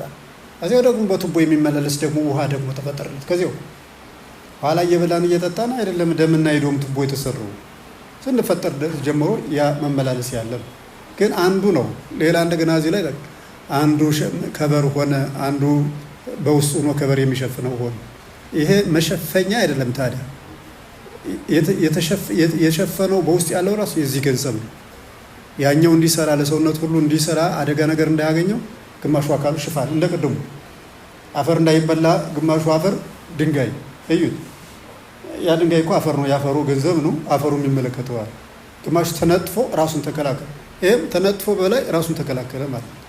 ይህን ለመጠበቅ ታዲያ ሁሉ ደግሞ ይሯሯጣል እንዲህ ሁሉም ያን ለመከላከል። ስለዚህ ባሉት ነገሮቻችን ሃይማኖታችን አሁን እየተማር ያለ ትምህርት ሃይማኖት ግን መላውን የስነ ፍጥረት ጉዳይ የሚያካትት ሁሉን ከዚህ የወጣ ነገር የተለየ ነገር ስለሌለ እና ስሙ በራሱ የጌታ ስም ሃይማኖታችን የሚያሳይ ስራውን የሚያሳይ ጥንቱን የሚያሳይ ፍጻሜውን የዓለሙን የሚያሳይ ፈጻሚውን የሚያሳይ ፈጻሚ እንጂ ፍጻሜ የሌለው ጌታ የዓለም መሰረት እንጂ እሱ ለመገኘቱ ወደፊት ጊዜ የሌለው ጥንት የሌለው መሆኑን የሚያሳይ ስም ነው ያለው። ዘላለማዊ እንሎ የዘላለም አምላክ ተብሎ የዘላለም ምንድን ነው? ዘላለም ወደዚህም ብንሄድ ወደዚያም ብንሄድ ያለ የኖረ ዘሃሉ ይሄሉ ሁልጊዜ የሚኖር ማለት ነው። እና ይህ ስለሆነ በእንዲህ ላይ ያሉት ሁሉ የሃይማኖታችን ትምህርቶች ናቸው። አሁን ባላችሁበት ባለንበት ህይወት ላይ ብዙዎቹን ነገሮች ስለነካናቸው አሁን ማስረጃ ድጋፍ ነው የሚመጣው። አሁን ያለቀ ምንም ነገር ያለ ነገር የለም። ድጋፎች ግን ይቀጥላሉ። እነ ፀሐይ ይመጣሉ፣ እነ ሰዓት ይመጣሉ። ይህም የምናይባቸው ናቸው። ሌላ የከበደ ነገር የለም። ስላዳመጣችሁኝ አመሰግናለሁ። እግዚአብሔር ይስጥልን። እግዚአብሔር ትምህርታችን ፈጽመን ለማስተማር እንድንበቃ እግዚአብሔር ያድለን። ሁሉም እማራለሁ ብሎ ነው የተማረው እንጂ አስተምራለሁ ብሎ የተማረ ሰው የለም። አስተምራለሁ ብሎ የሚማር ሰው ለማስተማር አይበቃም። ለመቅጠፍ ገንዘብ ለማግኘት ነው የሚበቃው። የተማረው ገንዘብ ለማግኘት ነው ማለት ነው። በእጅ አዙር አስተምራለሁ የሚል ሰው ለገንዘብ ነው የተማረው። እንደዚህ እንደ ዘመናዊ አሁን የዘመናዊ ትምህርት ስሌቱ ምንድን ነው? ገንዘብ ማግኘት አይደል? ይሄም ተምሬ እንዲሁም ተፈላጊ ካልሆነ እኮ ሌላ ፊልድ ሊቀይር ይችላል። ይሄ ተፈላጊ አይደለም አያበላም ተብሎ ይቀይር ይችላል። መንፈሳዊ ትምህርትም ላይ ለማስተማር ሆኖ ነው ነገሮች ብልሽት ያሉ ጥቅስ ፈልጎ ጉብ ማስተማር ቦታ ላይ ነገር ለማስተማር ነው ራሱን የሚቀርጸው እንጂ ለመማር አይደለም። ምንድነው ለውጡ? አሁን መማርና ለማስተማር መማር በጣም ርቀት ያላቸው ህይወትን ይፈጥራል። ርቀት ያላቸው ሀሳቦችን ይፈጥራል። ለማስተማር መማር በህይወት መገንባትን ያመጣል። ጥቅስ መፈለግ፣ ለመናገር፣ ድምጽ መቀየር። ስንት የሰማቸው ሰዎች ሁሉ ድምጻቸውን ሁሉ የሚቀይሩ ሰዎች ነበሩ። ተደናቂ ሰዎችን ለመምሰል የሚቀይሩ የሰው ትምህርትም ኮፒ አድርገው የሚያስተምሩ ብዙ ይታያሉ። ያ አሁን በህይወት ስላልተገነባ ክፉ ነገር ቢመጣ መከራ ሁሉም ሰው ይችላል ማለት አይደለም። ሁላችንም ግን ቶሎ ተጋላጭነት ይመጣል። ተደማጭነት ተወዳጅነትን ነው የሚፈለገው ከእንዲህ አይነት ህይወት እንጂ መስዋዕትን ከፍሎ መከራን ከፍሎ የሚገኘውን በረከት እስከ ማግኘት ድረስ የሚያደርስ አይደለም። ለመማር ሲማሩት ግን እኔ ማን ነኝ? ለምንድን ነው ራስን እየወቀሱ እየከሰሱ የታነጸ መሰረት ያለው አለት የለበሰ መሬት መፍጠር ይቻላል በራስ። ከዚያ በኋላ ወደ አስተማሪ ራስን አስተምሮ ወደ ማስተማር ይመጣል። ራስን አስተምሮ ያኛው ግን ደርሶ ጉብ ብሎ ሳያስተምሩ ወደ መማሮች ህይወትን ሳያስተምር ቀለሙን ቢማረው ችግር የለም። ቀለሙን ተምሮ ህይወትን ሳያስተምር ለማስተማር ብቻ መጠቀም ያ አንደኛ እግዚአብሔር አይባርከው። ለምንድን ሲባል አሁን ለጥቅማ ጥቅም የመጣ ነው እሱ። ሁለተኛ እግዚአብሔር አያስተላልፍለትም። እኛ እኮ እናንተ የማታዩት መካከላችሁ ቁሟል አለ ቡሩኩ። እናንተ የማታዩት መካከላችሁ ቁሟል። በእርግጠኝነት እኮ እግዚአብሔር ምን ጊዜም ሁለትም ሶስትም ሆነው በሚሰበሰቡት መካከል ያለው ጌታ እውነት ነው። በትናንትናው ዕለት ጴጥሮስ በአደባባዩ ቆሞ ሲናገር የሚናገረው እንግዲህ አንድ ሰው መቼም እንደምታውቁ 72 ቋንቋ አንድ ጊዜ ይናገር ነው። መሳሪያም የለም አንድ ጊዜ ያለ የሚናገረው እንዴት ይናገር? ቅዱሱ ግን ከአንደበቱ እየወሰደ በየቋንቋ ያሰራጭለት ነው። እኛ ከጽር ከሜዶን የመጣን ከዚህ ከሊቢያ እንኳን ሳይቀር የመጣን የቀርጤስ ሰዎች እኮ ነን። ከአረቢያ የመጣን ምድር የመጣን ሰዎች የራሳችን ቋንቋ እንሰማለን። ሁሉም ሰው በየቦታው እኮ አይጫጨም፣ በተረጋጋ ነው እንጂ እኮ እንደዚህ በየቦታው ዋይ ዋይ ዋይ ዋይ ኢየሱስ ጌታ ነው የሚል እኮ የለም። በተረጋጋባት ይናገራል ጴጥሮስ። ሁሉ እውነት ነው በእውነት ይላል። ጸጥ ባለ በተረጋጋባት ተከትሎ በስርዓት ነው የሚካሄደው እንጂ እኮ ዝም ብሎ በዚያ የሚፈክር እኮ ቪዲዮ የለም። በተረጋጋ ያ ስለሆነ እኮ ነው ጴጥሮስ ሰክረው ነው ጉሽ ጠጥተው ነው ሲሉት፣ እንዴ ተው እንጂ አስታውሉ እናንተ ሰዎች፣ ሰዓቱ እኮ 3 ሰዓት ነው፣ እንኳን ለመጠጥ ለቁርስም አልደረሰም አለ። ሰካራም እንኳን ለመስከር ጊዜ ያለው እዛ ሰዓት አለ። ከሰዓት በኋላ ሰው ቢዘግረው ጠዋት አይዘፍርም። ስለዚህ እንደ የቁርስ ሰዓት እንኳን አልደረሰም፣ እንኳን የመጠጥ ሰዓት ተው እንጂ። የሚናገረው ፍሬ ነገር መጀመሪያ ነው። እናንተ የሰቀላችሁት የገደላችሁት የዓለሙ መድኃኒት የዓለሙ ፈጣሪ ኢየሱስ ክርስቶስ ነው። ሰካራ አይደለም። እንደገና ሰካራም አይምሮን ጥሎ የሚናገር ይሄ እኮ ተረጋግቶ ሰዎችን እያደመጠ ሰዎች እያደመጡት ነው የሚናገረው። ከሰዎቹ ንግግሩ መስማቱን እየተረዳ ነው የሚጨምረው። ዝም ብሎ እንዲሮ በብሎ እኮ አይደለም። ሰዎች እየተረዱኝ ነው አልተረዱኝ ነው እየገባቸው ነው ወይስ እንዴት ነው ብሎ ሰዎችን እያዳመጠ ነው የሚናገር። እያዳመጡት መሆኑን እነሱን አዳምጦ እየተናገረ እና ያን ተናገር በአንድ 3000 ጥቅልል ብሎ ተመለሰለት። ማን ነበር በዚያ ቦታ ላይ? መንፈስ ቅዱስ። ሰዎችን አድማጭና አይምሯቸውን ቀራጭ የሚያደርግለት መንፈስ ቅዱስ ነው። ይሄ ከሌለ በፍጹም ምንም የሚሳካ ነገር ነው። ምክንያቱም የሚናገረው ጥበብ ፈሪሃ እግዚአብሔርን ነው። የጥበብ መጀመሪያ እግዚአብሔርን መፍራትን ነው የምናገረው። ይህን ለመናገር ደግሞ የጥበቡ ባለቤት እግዚአብሔር መኖር አለበት። በእንትን ላይ ይባላል ገበሬ ይዘራል፣ ዘርቶ ይመለሳል። ዘርቶ ይመለሳል እንጂ ከምድር የወደቀውን ተንከባኮ አያበቅልም። ተንከባኮ የሚያበቅል ግን እግዚአብሔር ነው። መምህርም ተማሪዎችን ያስተምራል። አስተምሮ ይመለስ እንጂ ምስጢርን አይገልጽም፣ አይምሮን አያመቻችም። ምስጢር የሚገልጽና አይምሮን የሚያመቻች ግን እግዚአብሔር ነው። አሁን እኛ ከምንሰራው ስራ ይልቅ እግዚአብሔር የሚሰራው ነው። እሱ እኛ ዝም ብሎ መልእክቱን ማስተላለፍ ነው። በአይምሮ ውስጥ በረቀቀ ገብቶ ግን ቦታዎችን የሚያመቻች የሚመክር ግን ለምን አንቺ ለምን አንተ ይህን ያዘው ይሄ እንደዚህ ማለት ነው። ድንቅ መካር ይታያል እግዚአብሔር። እንዲህ ብትል ትጠቀምበታለህ፣ እንዲህ ብትጠቀም ይሄ ማለት እኮ እንደ ገቢ ማለት ነው። ምሳሌዎቹን ሳይቀር ገብቶ ከውስጥ ቁጭ የሚያደርጋቸው የሚያስረዳቸው እሱ እግዚአብሔር ነው። ስለዚህ እግዚአብሔርን ለማግኘትና እኛ አሁን ከእርሱ ጋር ለመኖር መጀመሪያ ለመማር ኋላ ለማስተማር። መማርም ግዴታ ነው፣ ማስተማርም ግዴታ ነው። ሃይማኖትን ለማስተማር ሴት መሆን ምእመን መሆን ከተጠያቂነት ነፃ ያደርግ። ክርስቲያን መሆን አይችልም። የእናንተ ተማሪ የማይሆን ነገር የለም። ከእናንተ በታች እናንተ የማታውቁትን የማያውቅ ብዙ ሰው አለ። እናንተ ታዲያ የዚህ አስተማሪዎች ነው። ለካህን የተሰጠው ምስጢራት ብቻ ናቸው። በትንሽ ሰው ለብዙ ሰው የሚበቃ ስራ ነው ያኛው። በትንሽ ሰው በትንሽ ኃይል የሚሰራ ስራ ነው። በየቦታው ማስተማር ግን በብዙ ኃይል የሚሰራ ነው። ስለዚህ ልጆቻችሁን፣ ቤተሰቦቻችሁን፣ ራሳቸውን ለማስተማር የተማራችሁትና ከእናንተም ላይ ግዳጅ እንዳለ መርሳት አያስፈልግም፣ መዘንጋት አያስፈልግም። ሁልጊዜ ዕዳ አለብን። ወንጌልን ባላስተምር ዕዳ አለብኝ። ከእናንተ የሚጠበቀው ከዚህ ትምህርት ቤት ሁልጊዜ ሰው እየተጋበዘ ሊያስተምር አይችልም። ከሰንበት ትምህርት ቤት ራሱ ማስተማር መቻል ግዴታ ነው። ከቤታቸው እየመጣ ልጆቻችሁን ስትወልዱ ሁላችሁ እናንተ ልጆች የሚያስተምር ሰው የለም። እናቶች እህቶችም እናቶች ስትሆኑ እናንተ ልጅ እናንተ ለልጆቻችሁ መምህሮቻቸው ናቸው። አብ ወልድ መንፈስ ቅዱስ የሶስቱ አካል አንዱ ቅዱስ እግዚአብሔር የተወለደው የሞተው የተነሳው ያረገው አሁን ለዘላለም የሚኖረው ብሎ ማስተማር የልጆቻችሁ ትምህርት የእናንተ ትምህርት። ይህንን ደግሞ ለማስተማር መማር ያስፈልጋል እና ግዳጃችን ስለሆነ ይህንን ነው መድከም ያስፈልገን ማለት ነው። ስለዚህ ከዚህ በኋላ የሚመጡት ምንም ዘመር ያን ምሳሌ ምናምን ነው ትምህርቱ አሁን ያለው ብቻ ነው። ግን በስፋት አባቶች በምን ምሳሌ እንደተጠቀሙበት የምናያቸው ነገሮች ይኖራሉ። ሰው ሲሆን ደግሞ ክርስቶስ ሌላ ጥበብ ደግሞ ስላለ የእሱን ደግሞ ቀለል ባለ መልኩ እናየዋለን። እግዚአብሔር ይስጥልኝ። ሰላም